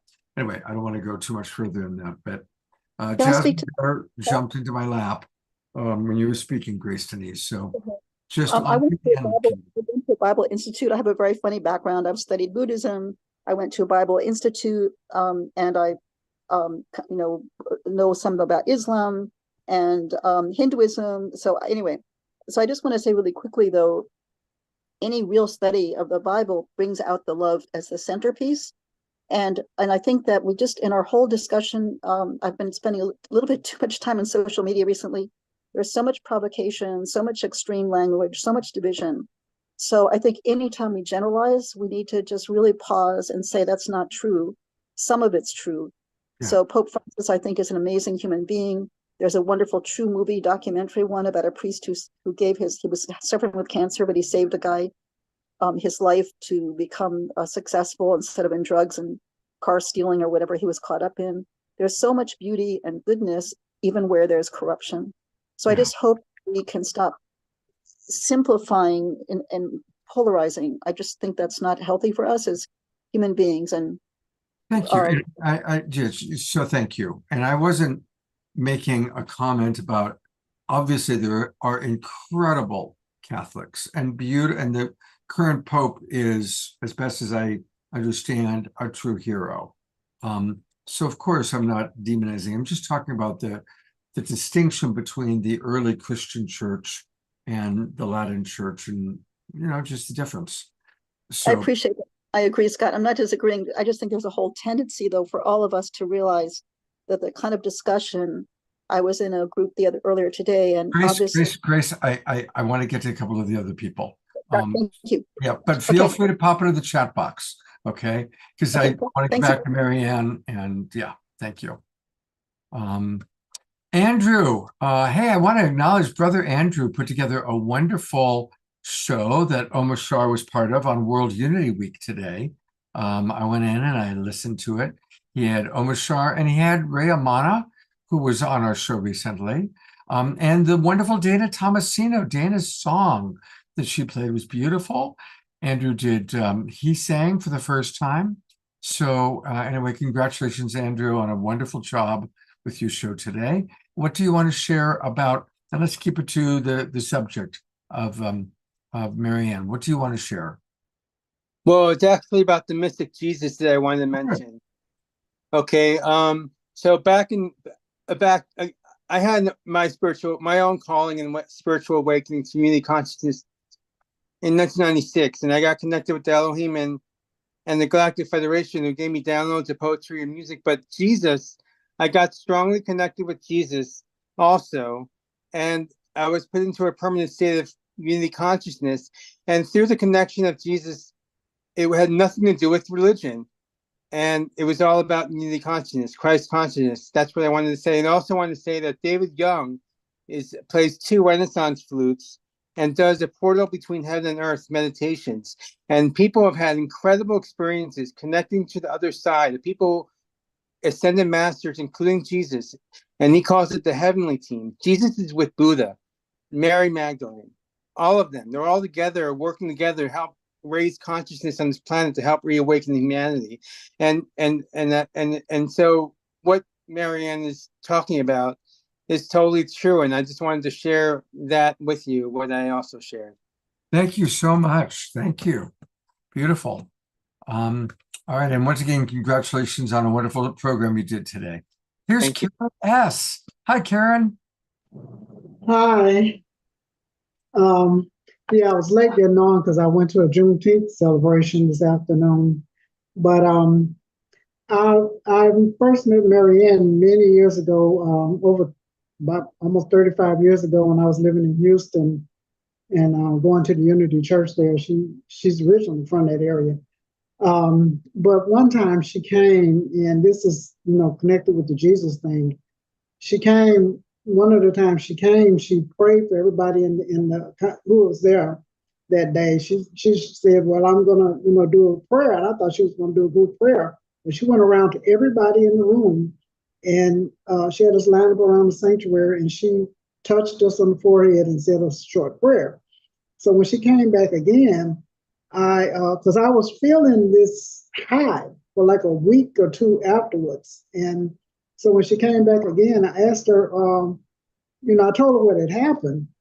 And she just looked up at me and she said, that was Jesus. And I mean, that was the most profound thing, because I thought it was just me, but I talked to one of the other ladies at the church and she said she had felt the same thing too. But that's just the energy that comes through Maryanne. And that's why I've been following her for many, many years. And I would love to see her at least have some kind of input into whatever administration we have come in, because she has so much to offer. Even if she's not the president, I would like to have her have something, some influence and stuff. Wow, what a wonderful story. And I guess what that reflects to me, Karen, is that people that are God-centered, that are clear channels for spirit to flow through, then the Christ consciousness, you could call it that, or Jesus comes through. And I think that's true for any of us. I think probably everybody in this call has had a moment where they've experienced the spirit, flowing through, and a healing occurs, or an aha takes place, or an epiphany happens. And one of my favorite ways for epiphanies to happen is Omar music. And I think we've got a lot to integrate. We're only halfway through the Maryanne video, so I don't know if we're going to see the whole thing, but I'm loving all the comments. But I think it's time for some Omar, because spirit flows through him in a beautiful way. Maybe it's Jesus. Maybe it's Jesus flowing through Omar. It is. It is, brother. There we go.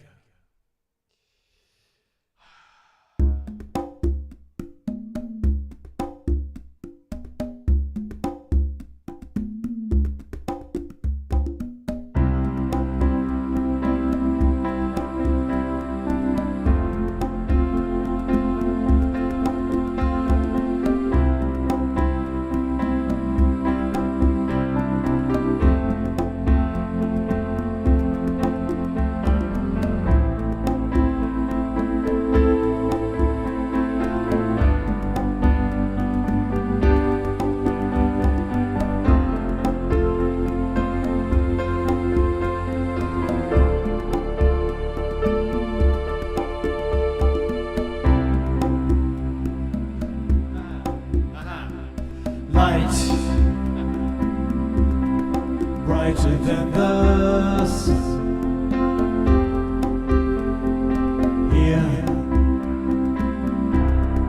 Here where life is one. All the past falls like rain into the soil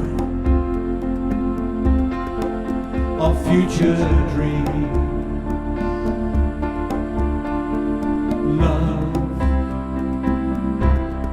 Footprint in the sand, eyes shining like the stars, and the way is suddenly so clear, and we know what has to be done. Still, we wonder why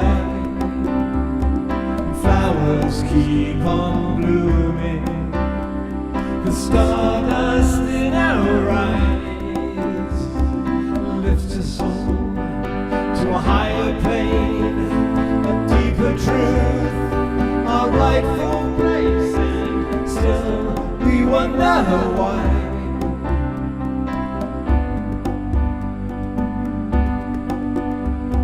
Life promise to fulfill. Now a vision is revealed, and the blessing of who we really are can be felt throughout our world. And still we wonder why flowers keep on blooming, the stardust in our eyes lifts us all to a higher plane, a deeper truth, our rightful place. And still we wonder why.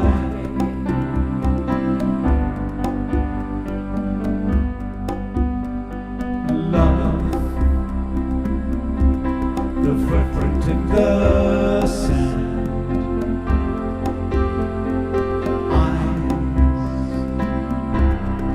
shining like the stars, and the way is suddenly so clear, 'cause we know what has to be done. 'Cause still we wonder why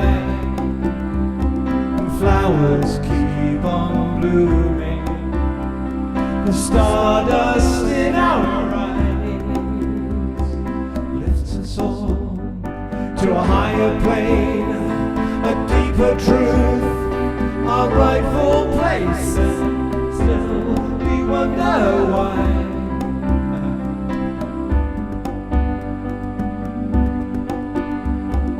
Light brighter than the sun,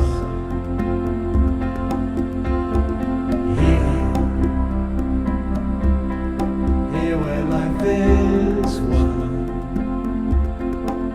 All the past falls like rain into the soil of future dreams. And still we wonder why.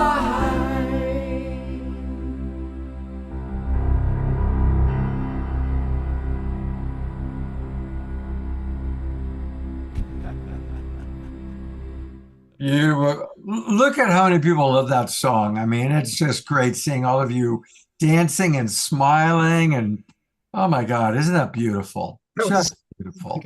I often don't watch everybody, but this time I have one screen with everybody dancing on it. I've got the little Frank sisters loving us up, and Dia and Menon and Dana and Eleanor and Waterfall and Lynn and Leaf and Ayata and Eon rocking in the background. Thank you so much. Yeah, that was magical. This we should just take that little segment and make a clip out of that. Right.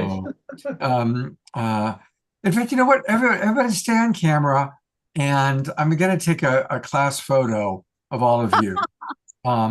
So go ahead and act like you're dancing.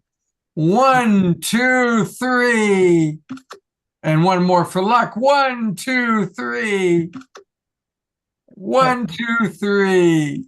All right, I'll post those in the chat box, and you'll be able to see how they turned out. Remember when you used to go to those photo things with your friend and pay $1 and get 4 photos? We're doing a Global Peace Tribe version of that right now. Yeah. There's a lot of comments that have come into the chat box, and so I'm going to do my best to read some of them. Dia corrected me. It's pronounced ahihik. Thank you. I hope I got it right that time. Ahihik. And yeah, she talks a lot about the village of Yogananda, that it was one of the spiritual centers of the future. George talks about having friends there. Dana has spent time there. Jimmy Twyman, of course, who we love. Sylvia writes, thanks everyone for the Om Trident healing you shared with Lily the cat and myself a few weeks ago. She continues to recover well from surgery on June 3rd and is zipping about with increasing intensity. So we're happy to hear that she's doing well, and the cone of shame will come off of her cat later this week. This is good. Carol Craig, we love Carol, and she retired.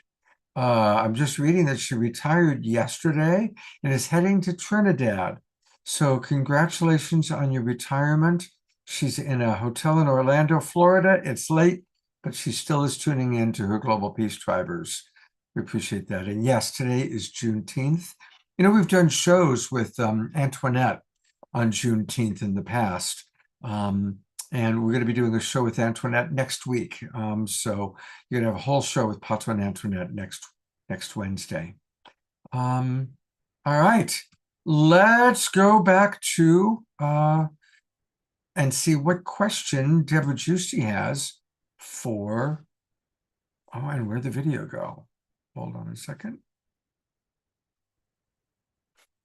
Okay, here we go. Doing this at the original presidential election and now, what you see, because I know a lot of people on this who are listening to you now know they're here for the awakening. They know, as you say, they're here for the transition.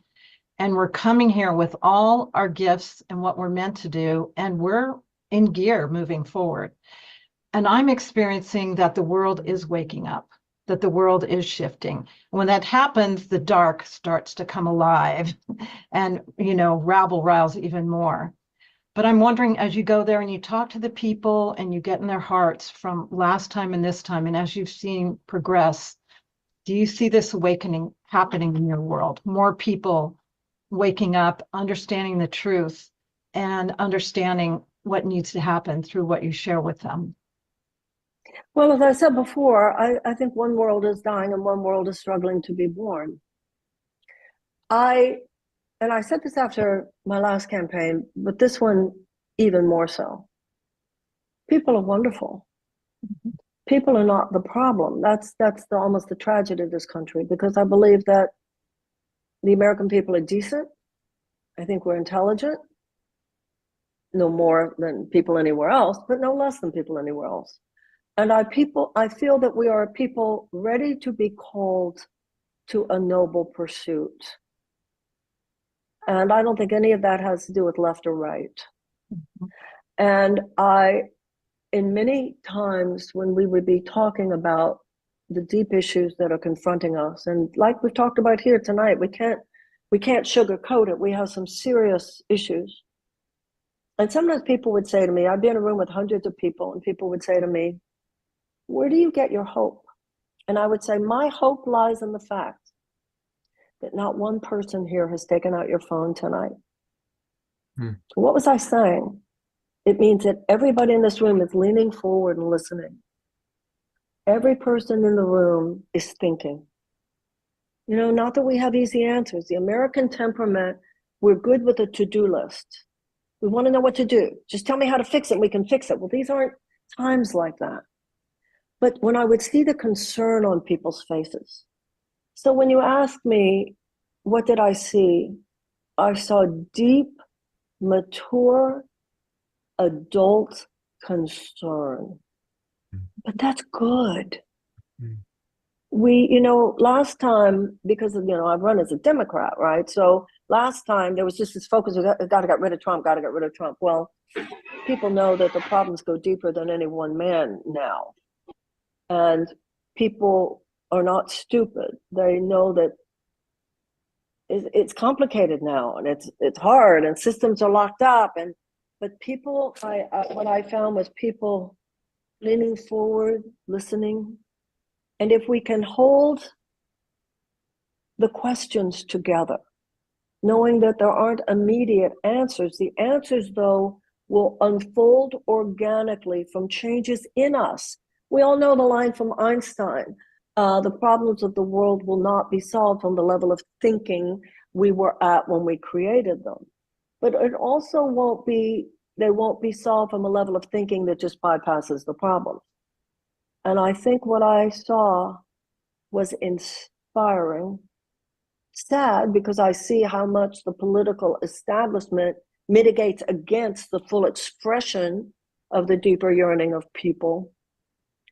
But I leave that phase of things with a deep belief in what's possible once the will of the people is really released. Right now, the political establishment sits like a fist on top of the fullest expression of the people, which makes the people angry and frustrated, and that's a very disruptive, almost like children in an alcoholic home. Everybody's agitated, and that's not good at all. But I do always remember Gandhi saying politics should be sacred, and I would seek in my talks, political talks, to speak from a place which really allowed for the consideration of political issues from that deeper heartfelt place. And what I found is that people are more than ready for it. More than ready for it. Yes, we are, definitely. And I want to deepen with you about the subtitle of your book, The Mystic Jesus, The Mind of Love. A little while ago, this word came into my awareness. I don't know if you've heard of it. It's called Wetiko. I think it's Native American. It means mind virus. And when you speak about the oppressive system like a fist over the people, and this darkness or this viciousness that includes the media, the financial institutions, is this the culmination of this mind virus of ego? It's almost like narcissism itself. That is what it is. The ego, I'm sorry. Just would you illuminate how to step out of that, even in our own system, our own family systems, our own lives, into this mind of love? Like, where does forgiveness come into that? Well, mind virus is a great expression, and that is what the ego is. So let's look at how this works in nature. Every cell in the human body is programmed through natural intelligence to go meet up with other cells, and they actualize through collaboration with each other. The cells collaborate with each other in order to serve the higher functioning of the organ and the organism of which they're part. Every once in a while, a cell disconnects from that collaborative function, disconnects from the memory of its function, and sort of goes insane and goes off to do its own thing. And that's a cancer cell. And then it meets up with similarly disconnected cells, and that's a tumor. That malignancy has infected human consciousness. The cancer cell being the very thought, it's all about me. And that's why you said it is narcissism. It is a state of consciousness of the human race. The very thought, we've taken rugged individualism and turned it into rugged narcissism. We've gone too far in this exaltation of the individual. And at this point, the healing of that is to remember, I'm not here alone. It's not about my separate identity. It's not just about me. It's about all of us. Now, forgiveness in the Course in Miracles is very different than the traditional notion of forgiveness, because the traditional notion of forgiveness is, I'm spiritual, you were a jerk, but I'm so good, you see, that I will forgive you. The Course in Miracles says that's covert judgments.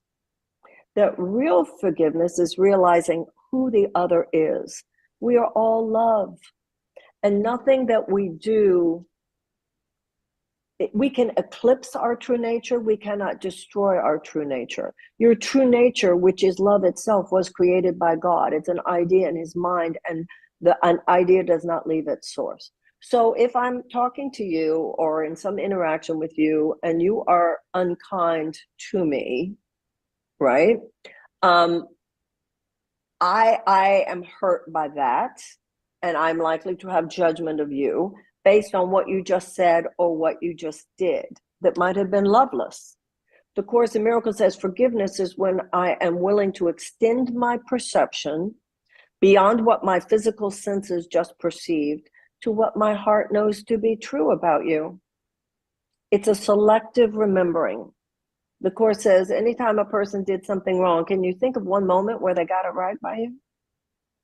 So forgiveness is the process of coming to realize that we are all love hidden in here, and sometimes we make mistakes. Forgiveness, if I forgive you, that means I'm willing to know that who you are is not your mistake.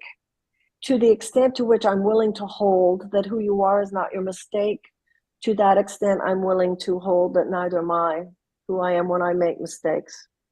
And if I continue to focus on your guilt, I will not be able to not focus on my guilt, because after all, there's only one of us here. Powerful. Thank you. It makes me wonder, just like they did mass meditations and in the areas the violent crime went down, if we came together, the little people, we the people, and did mass forgiveness release ceremonies and grief ceremonies and came back to the heart together, the shift that would happen. You know, before the Iraq War and the run up to the Iraq War, I know the people in the TM organization, the Transcendental Meditation Movement, they were doing something with ships, I think in the Persian Gulf, where they were sending mass meditators. We also know when the Pope visits places, absolutely mass meditation and prayer for the world. You know, there's a wonderful story that during the Vietnam War, there was a plan brought to Richard Nixon, who was president at the time, and America was losing the war. And they presented to him a plan to use nuclear weapons. And it was a rainy day in Washington, D.C., and Nixon saw all these protesters out in the rain. Mm-hmm. And it went on the record that he said, when I see all these kids out in the rain protesting now, what the hell are they going to do? What's going to happen if we use nuclear weapons? And he voted no. What always touches me about that story and brings tears is those kids were probably saying, what are we doing? You know, nobody's paying any attention to us. And yet they, that day, very possibly prevented a nuclear weapons from being used. And most of them will never know the impact that they made. And I always try and remember that when I'm seeking inspiration for the small things we might do. You know, little Maryanne sending those $5 to leukemia. Those little small things we do sometimes have an impact that we may not ever know. Well, always do, actually. The Course in Miracles says all thought creates form on some level. And there's some line in the book somewhere about how you forgive someone, you do something that might affect situations on the other side of the world that you'll never know about. Yeah. It's that butterfly effect, right? Right, exactly. I want to take a moment to just remind everybody about a wonderful way to support Maryanne. Go to her website, maryanne.com. Of course, there's all sorts of wonderful things that she has there. And this is where we can get the Mystic Jesus. And already, Maryanne, you'll see in the chat box a lot of people commenting on how the book, even in this first week that it's been out, is impacting them. Oh, thank you. That means so much to me. Thank you. Thank you. Means so much to me. All right, and I will send you the chat box so you can go through tonight or tomorrow or whatever and read it. A lot of people are asking questions about, is there any way that you can see through the political system? Is there any light at the end of the tunnel for how that system can change and a candidate such as yourself can eventually emerge? We're in trouble, but our ancestors have been in trouble and ultimately justice prevailed. We are not the first generation to have serious problems. We had slavery in this country, and yet we responded to that with abolition. We had the institutionalized suppression of women. We responded to that with the suffragist movement, the passage of the 19th Amendment. We had the Gilded Age and the inherent financial inequities there. A generation responded to that with the establishment of organized labor.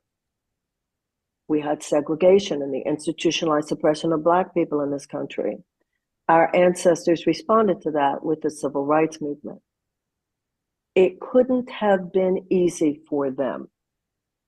They certainly had their desperate days, and they could not see any reasonable guarantee of success. And yet they persevered and they ultimately prevailed. And I think that's where we need to live in faith right now. If you're asking me, do I have a reasonable belief that we're going to fix this thing? I've seen the belly of the beast. I know within the mortal plane how many locks there are on the door. However, it's like when people say to me, I find the whole thing traumatizing. Well, don't you think the people who walked across the bridge at Selma were traumatized? We have to keep leaning, and we will make it, if we show up. I hope that next time there's a candidate who might be speaking your heart, you got to show up for them. You got to really show up. And the people in the when you look at the numbers of us who represent the transformational movement, we could elect the president. Wow. But we have to show up, and we have to be grown-ups. And we have to not listen to the nonsense of political establishments, which represent an old way of doing things. And we have to be serious. When we're serious and we show up on the primary level, but this is the thing. This is true spiritually and it's true politically. The era of data collection is over. We know what we need to know. Now it's will we have the courage to do what we need to do. And so will we do it? Yeah, and we'll do it if we decide to do it. And I'll tell you something, the transformational movement alone can do it. But we have to show up. We have to actually get involved in campaigns. We have to give financially. We have to get ready there on the primary level. When people smear, this is how it works, okay? The FBI calls you. And the FBI says, please come in. We want to give you a briefing that we give to every candidate. So I go there and they say, well, Ms. Williamson, there are some really dirty games that get played, and you should know what they are and be on the lookout. And they tell you all these dirty tricks that they play. And then it says, then they say the three main sources of this stuff are Russia, China, and Iran. And I was already at a point in my campaign where I could say, I've started to see all those things, but I think they come from right here. Mm-hmm. We have to be not naive. And if you see someone who speaks to your heart, don't just say, oh, that's nice. Mm-hmm. Get involved. And also the kind of smears and character assassination and psyops.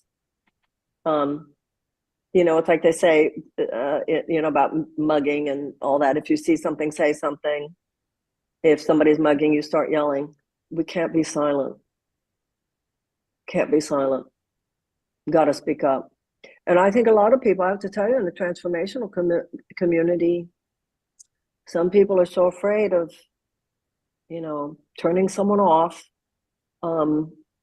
getting fewer clicks, brand protection. Mm.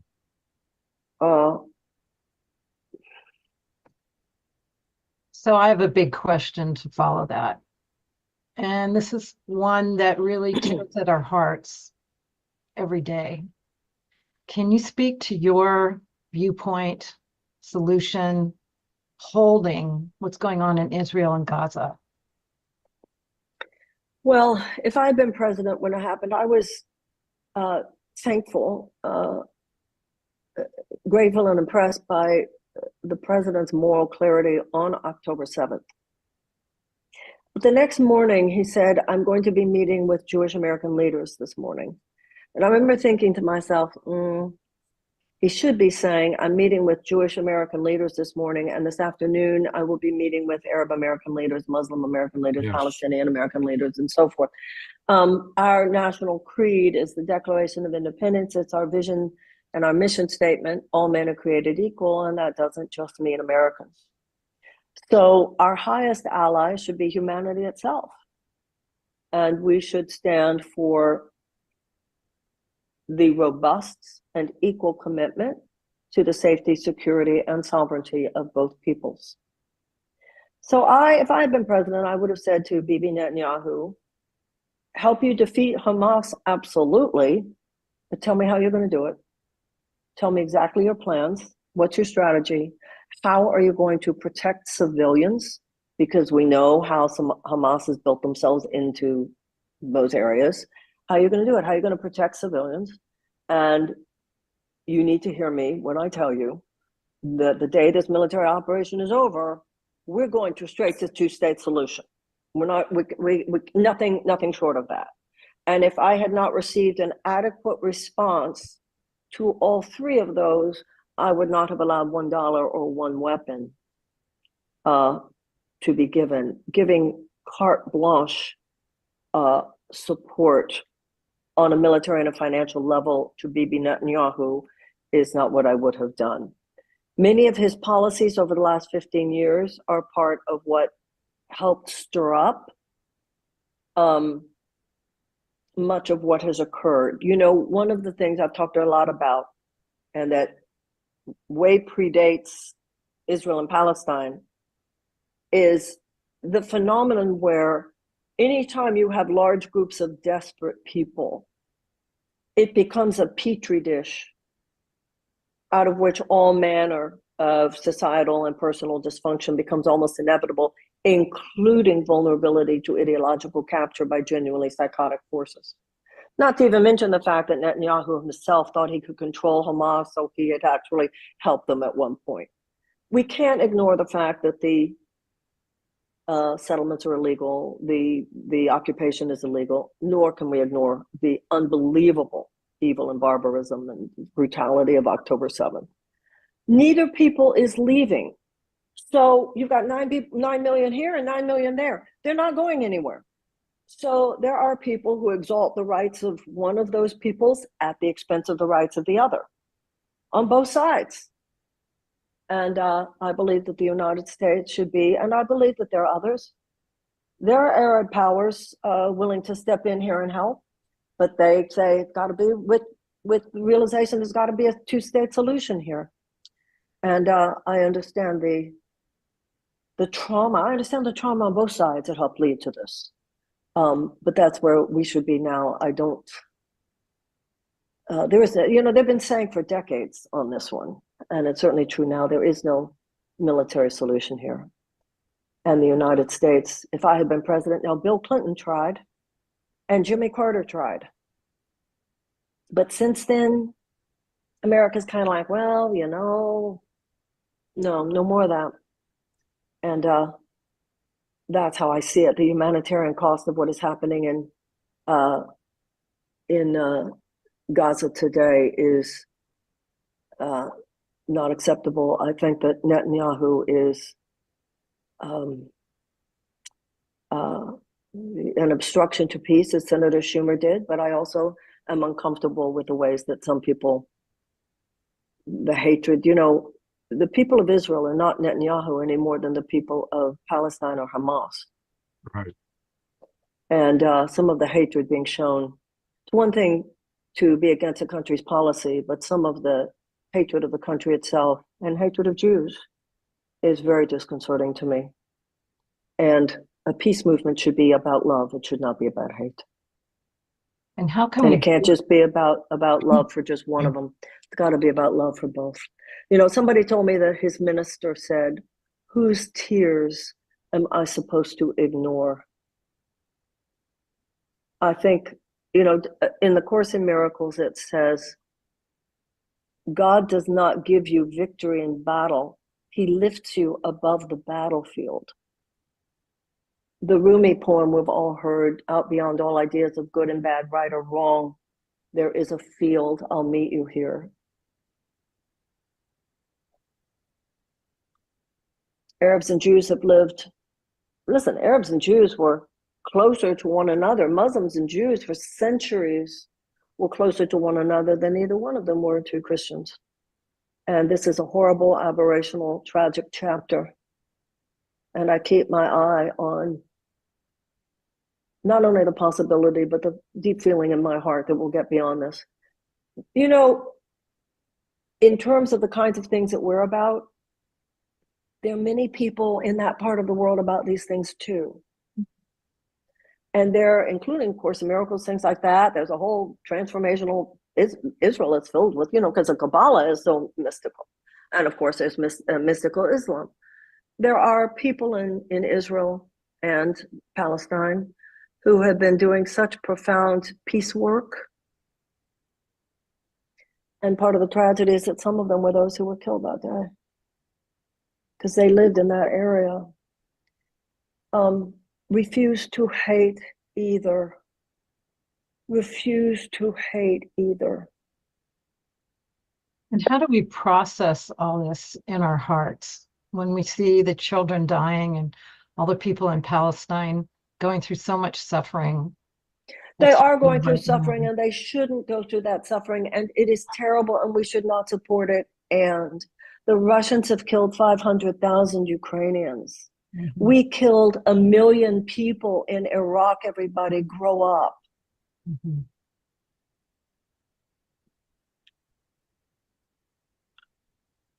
So it just creates a fierce anger in us to keep on and keep on. It's heartbreaking. Mm-hmm. And I listen, I admire the protests, you know, the ceasefire. I admire it. It's just that there are some sinister forces within it mm-hmm. that are deeply anti-Semitic, that are deeply, you know, like you probably saw what that woman Eden Golan went through. It's just a singing contest. You and I are American.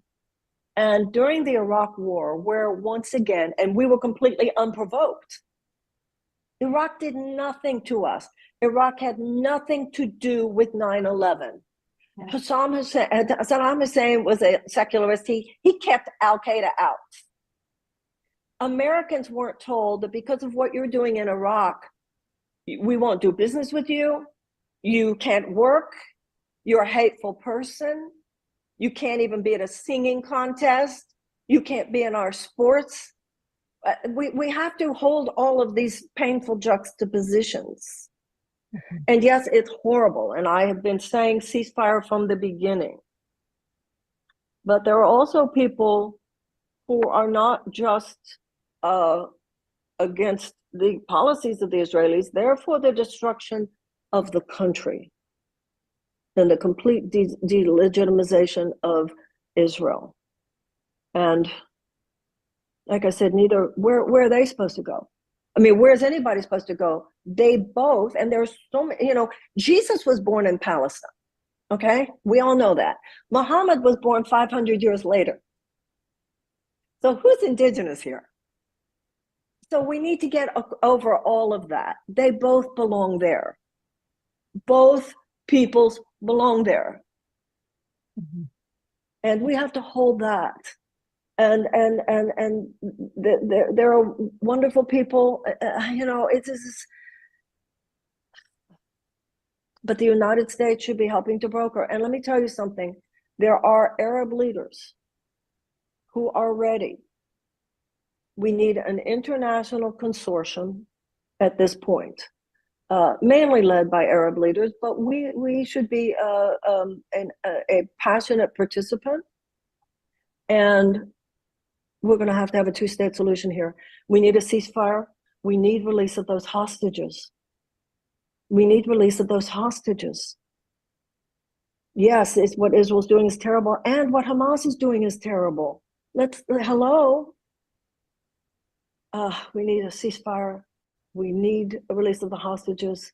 We need a two-state solution, and that is what the United States should stand for. And what I'm going to stop it there. excuse me. You know, a long time ago, I did a television show with Zachariah Sitchin. He is long since passed, but he was a really fascinating author. He had learned Aramaic and Sanskrit and Hebrew so that he could read all of the original sacred spiritual texts in their original languages, and really before they all got translated and manipulated. And he wrote many, many books, and he was out there, but he was this brilliant scholar. And he pointed out a lot about the fascination of Jerusalem and the fact that 3 of the world's 5 biggest religions are all centered in this little tiny place on the planet called Jerusalem. And he believes, and had a lot of interesting evidence, that Jerusalem was a landing site for ancient extraterrestrials that came to this planet and helped seed the country, seed humanity. And I won't go off on a whole thing about it, but when she was talking about, all the different people that are there, yeah, it's a very sacred, special place on the planet. And I personally absolutely agree. A 2-state solution is the only long-term solution. I'm going to read a few comments, and I think I'm going to wrap up because it's 8:30. There's more of Maryanne, so I'm going to put into the chat box again the link to this entire interview that we did with her last month, so you can go back and watch the end of it. I'll also post it for those of you watching on Facebook and watching on YouTube. I'll post it on my Facebook profile page, so you can go and watch the rest of it. But for those of you that are watching, I realized that we forgot to tell you something very important, and that is we want you to join us. Come join the Global Peace Tribe. It's easy to do that. Just go to globalpeacetribe.com. globalpeacetribe.com. You can learn all about us. There's Marianne Williamson right there. And all the different people that are on our shows, Kristen and Deepak Chopra and Magic with Jeff McBride. We need to have Jeff come back on again soon. And of course, you can then click register for the new season. And that'll take you to our registration page. There's lots of different levels that you can come in at, as low as $22. And you get all the links to all of our shows for the next 4 months. So come join the Global Peace Tribe. I will change my background to help you remember who we are. There we are. Come join us. It's an amazing group of people. If you could see all the comments going on in the chat box you heard from some of our people, come in and dance with us. Yes, you too can dance with Eleanor Joy and Ian and Omar. So I want to just really encourage everybody to come and join us. And I also want to share what we're going to, of course, close with an Omar song, but I want to share with you what we're going to be doing on Saturday night. It's that time of the month. We are going to be doing another show with Tangela and Soul Search. And we've got an amazing show. John Gray is going to come back. John is the best-selling author of the 1970s and 80s. John sold more books than any other author in the 70s and 80s. And he's still going strong. Kimberly Meredith is going to be doing healing work for you. So make sure you're in the Zoom room because she's going to do some spontaneous healing. And then Omashar's favorite friends, AJ and Thomas, the channels. I mentioned that because on one of our shows, I asked Omashar what's one of the things that one of his memories of Awakening World. And his first memory was AJ and Thomas. So we're bringing them back just for you, Omashar. And another wonderful musical artist that we love, Tatiana Speed, will be back with us. And of course, Omashar. So that's what's happening on Saturday night. Please do join us. And thank you for all the wonderful comments that have come in. Yes, it has been too long since Cornflower. I'll reach out to him again. I reached out to him about 6 months ago, and he was very busy, but I will reach out again.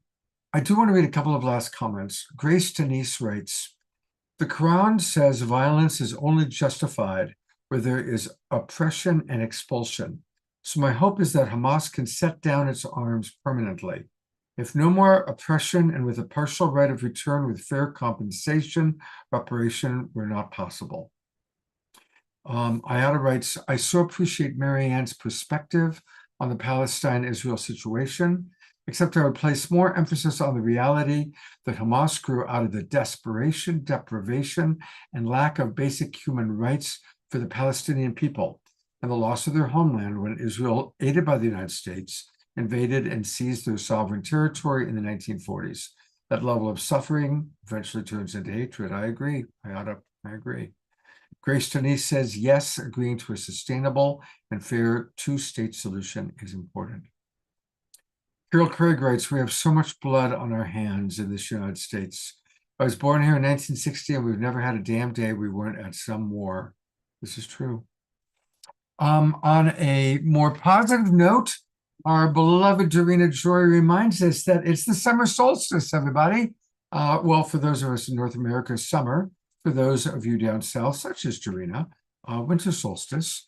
And there is a global synchronized solstice meditation by the Earth Rainbow Network on making peace with our past, present, and future. Meditation is scheduled to take place as the Earth reaches the apex moment of the solstice, which is 2051 GMT time. That would be 1328 Pacific time. So let me do my math. 12, so about 1:30 in the afternoon for those of us on the West Coast. So 1:30 tomorrow is a good time to be meditating. Yeah, let's do that. Okay, thank you very much for sharing that. Oh my gosh, all sorts of other comments came in. Let me see. People are sharing. Tatiana. Kieran writes, the Jews who were brought to Israel from Europe after the war were for the most part not ethnic Jews. That has a lot to do with what's going on today. The land was stolen from the Palestinians to form the state of Israel. This is true. And I'm going to close again with Dorina. In honor of Maryanne and her vision of the Department of Peace, I wanted to share an awesome new word that is in resonance with our Global Peace Tribe. And the word is irenic. I don't know if I'm pronouncing that correctly. Irenic. It means aiming or aimed at peace, peaceful, promoting or fitted to promote peace, non-confrontational, peaceful. Irenic means favoring, conducive to, or operating toward peace, moderation, or conciliation. It comes from the Greek word for peace and is related to the goddess. Oh, I don't know how to pronounce it. It looks like Irene, but there's an E at the beginning of the Irene. And Meg Benedicte is doing a global meditation at noon also tomorrow. All right, thank you, Dia. I'm glad you enjoyed the broadcast. You know what I like the most is hearing from you, really, honestly. So let's do more of these. I want to hear from you. And now we're going to hear from the Omega Man, not Charlton Heston. The Omega Man in Global Peace Tribe world is Omar.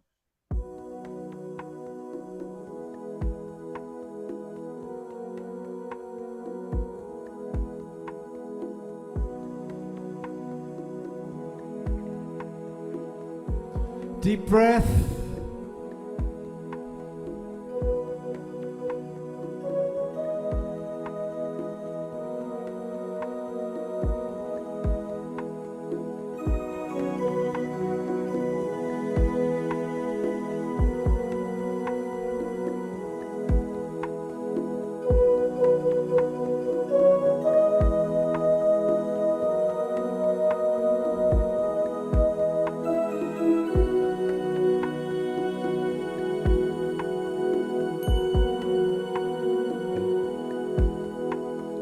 Lost in a sea of illusion,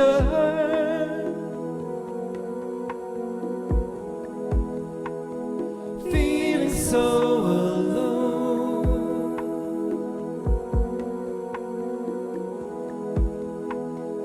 lost on a wave of confusion,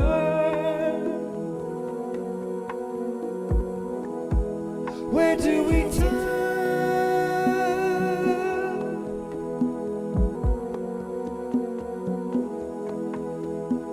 Flow with the tide of completion.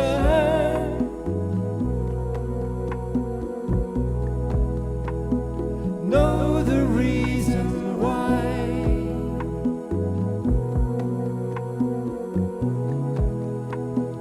Drink in the waters of healing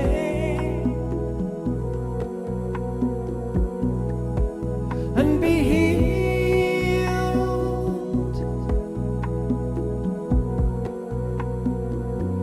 We're coming home to the part of us that's waking up.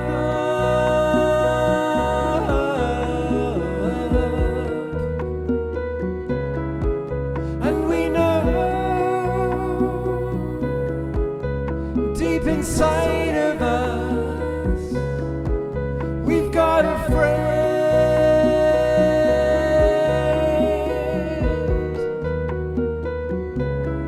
We remember the design of our lives. We remember the desire in our hearts, and we feel love, and we feel love.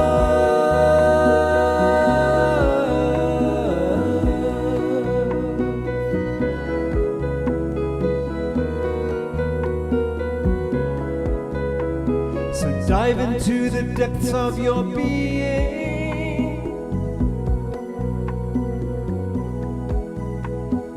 Know that all is well.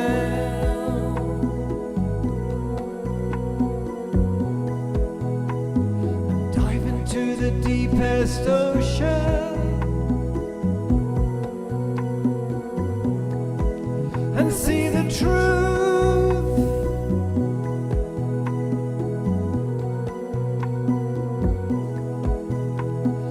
Cast off the cover of darkness.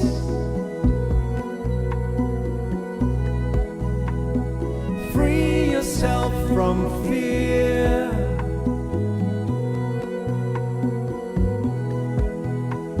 And show that you're ready and willing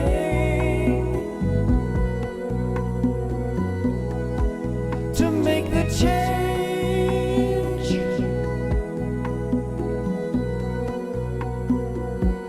We're coming home to the part of us that's waking up.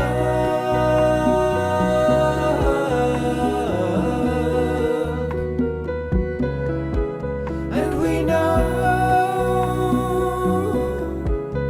deep inside of us we've got a friend.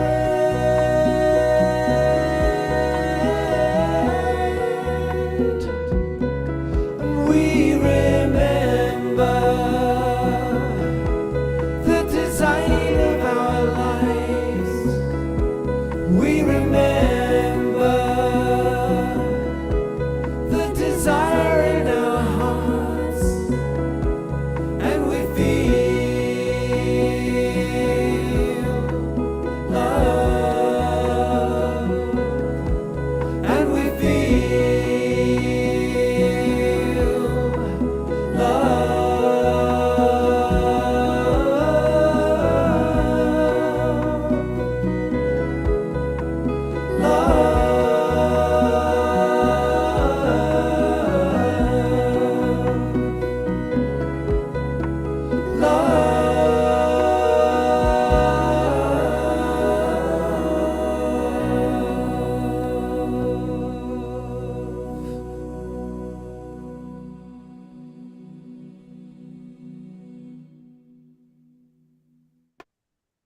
Wasn't that just the sweetest?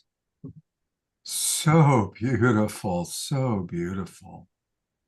Thank you. I'm going to take another class photo. I forgot to put the last one into the chat box. So hang on, let me get ready here. I'll do that. Okay, everybody smile and look at the camera on 3. 1, 2, 3. This is the Omar chorus, the Omar choral group. Hey, where are you in the photo, Scott? Come on. Oh, I don't know who I could possibly remove. So, but before I forget, let me put some of those screenshots into the chat box so you all can save them. Oh, let's see. We're going to send to everyone. So I'm putting in the screenshots right now. It'll take a moment. So we're going to have to chat for a moment so you guys have a chance to see them and enjoy them. I know what we can chat about. We're going to chat about Omar's music because we can get his music by going to Bandcamp. And it's really, really easy. Just go to omashar.bandcamp.com. omashar.bandcamp.com. And that's where you can get his albums. And we do want to support Omar because he does so much to support us. If you click where it says green screenshot, then you'll be able to see them. Here, I'll pull up one of them so you can all see what it looks like. Here's the one that we just took. Hold on a moment. There we go. There you all are. Oh, actually, no, that was one of the earlier ones. That was with Dana when Dana was dancing with us. But that's pretty good. I especially like the sisters. The sisters look good. And look at Franks. And look at Lynn dancing behind Leaf. I like that. All of you look fabulous. What a beautiful global peace tribe we have. And then here's the one we just took.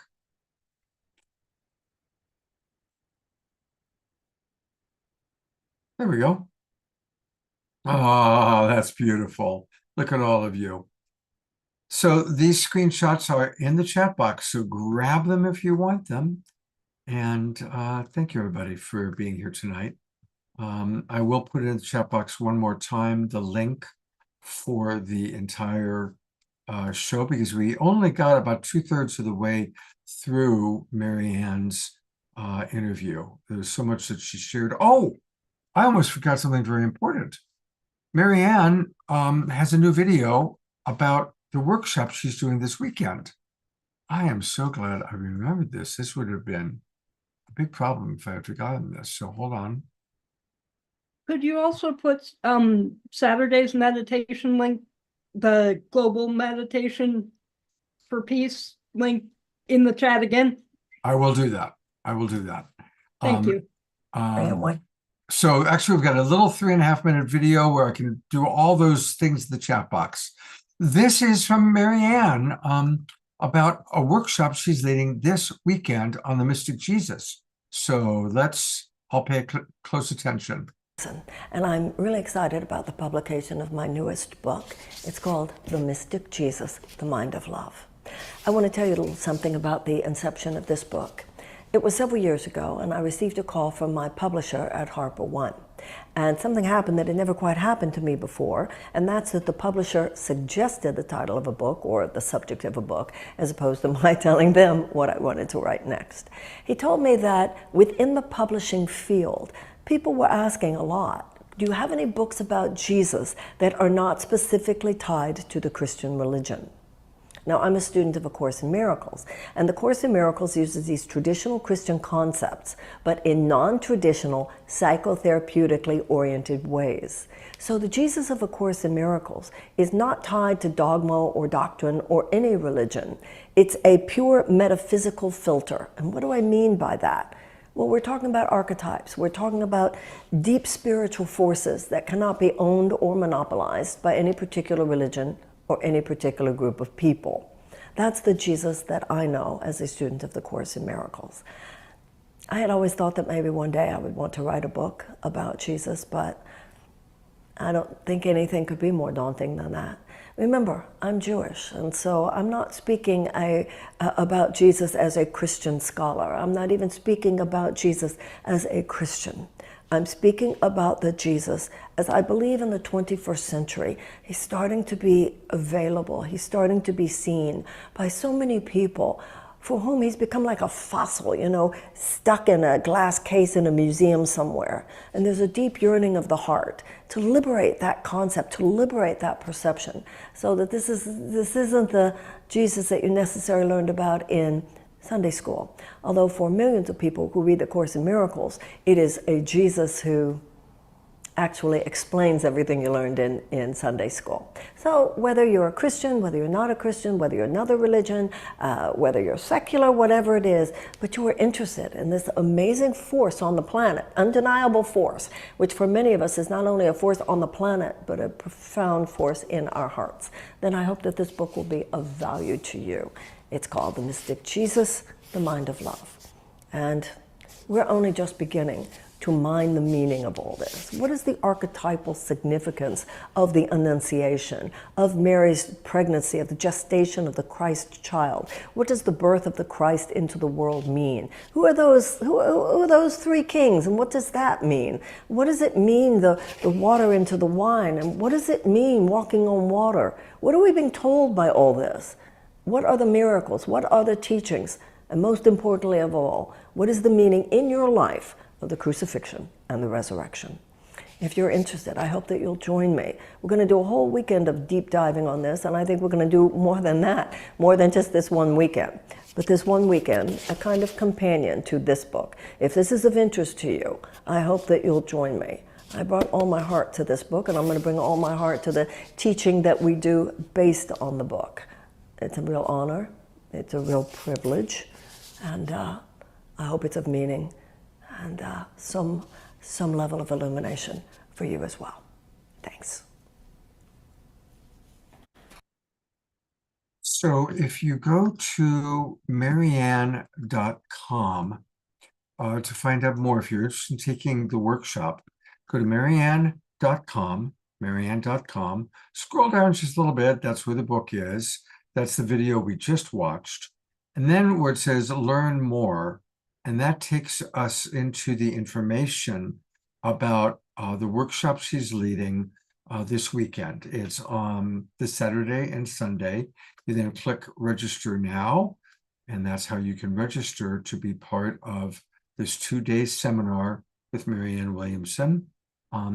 You'll receive a visual recording of all the sessions, an audio recording of the sessions, plus an exclusive collection of some of Marianne's celebrated seminars. And it's only $199, one payment. Just click register now. That'll take you to the registration page.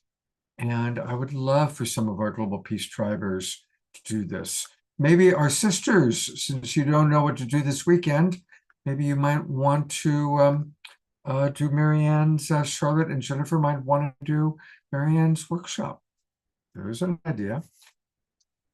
All right, it's almost 9 o'clock, and other than a muffin and a banana, I have not eaten. So, and Jasmine Bear is looking at me like, Dad, it's way late. We haven't had our last walk for tonight. So I am going to get focused on that. But I sure have enjoyed spending this evening with you. Thank you, everybody. Thank you for everybody who got up and danced. Thank you, everybody who shared comments. And thank you, my beloved brother Omar, for being the alpha and omega of our shows. Love you so much. Did you see the comment in the chat box where somebody has a fantasy? I did. So build it and they shall come. That's what I shall say. Build that community. We'll be there. And we'll be there. Make mine a 2-story with a nice balcony. Thank you. Take care, everybody. I hope to see you. When's our next time together? Our next time is on Saturday night. It is. Saturday, but remember to meditate tomorrow at 1:30 in the afternoon Pacific time. And Saturday day. At 2:22, exactly. Pacific time. All right. I'll send out an email tomorrow, by the way, that will remind everybody about those things. Take care, everybody. Much love. Good night.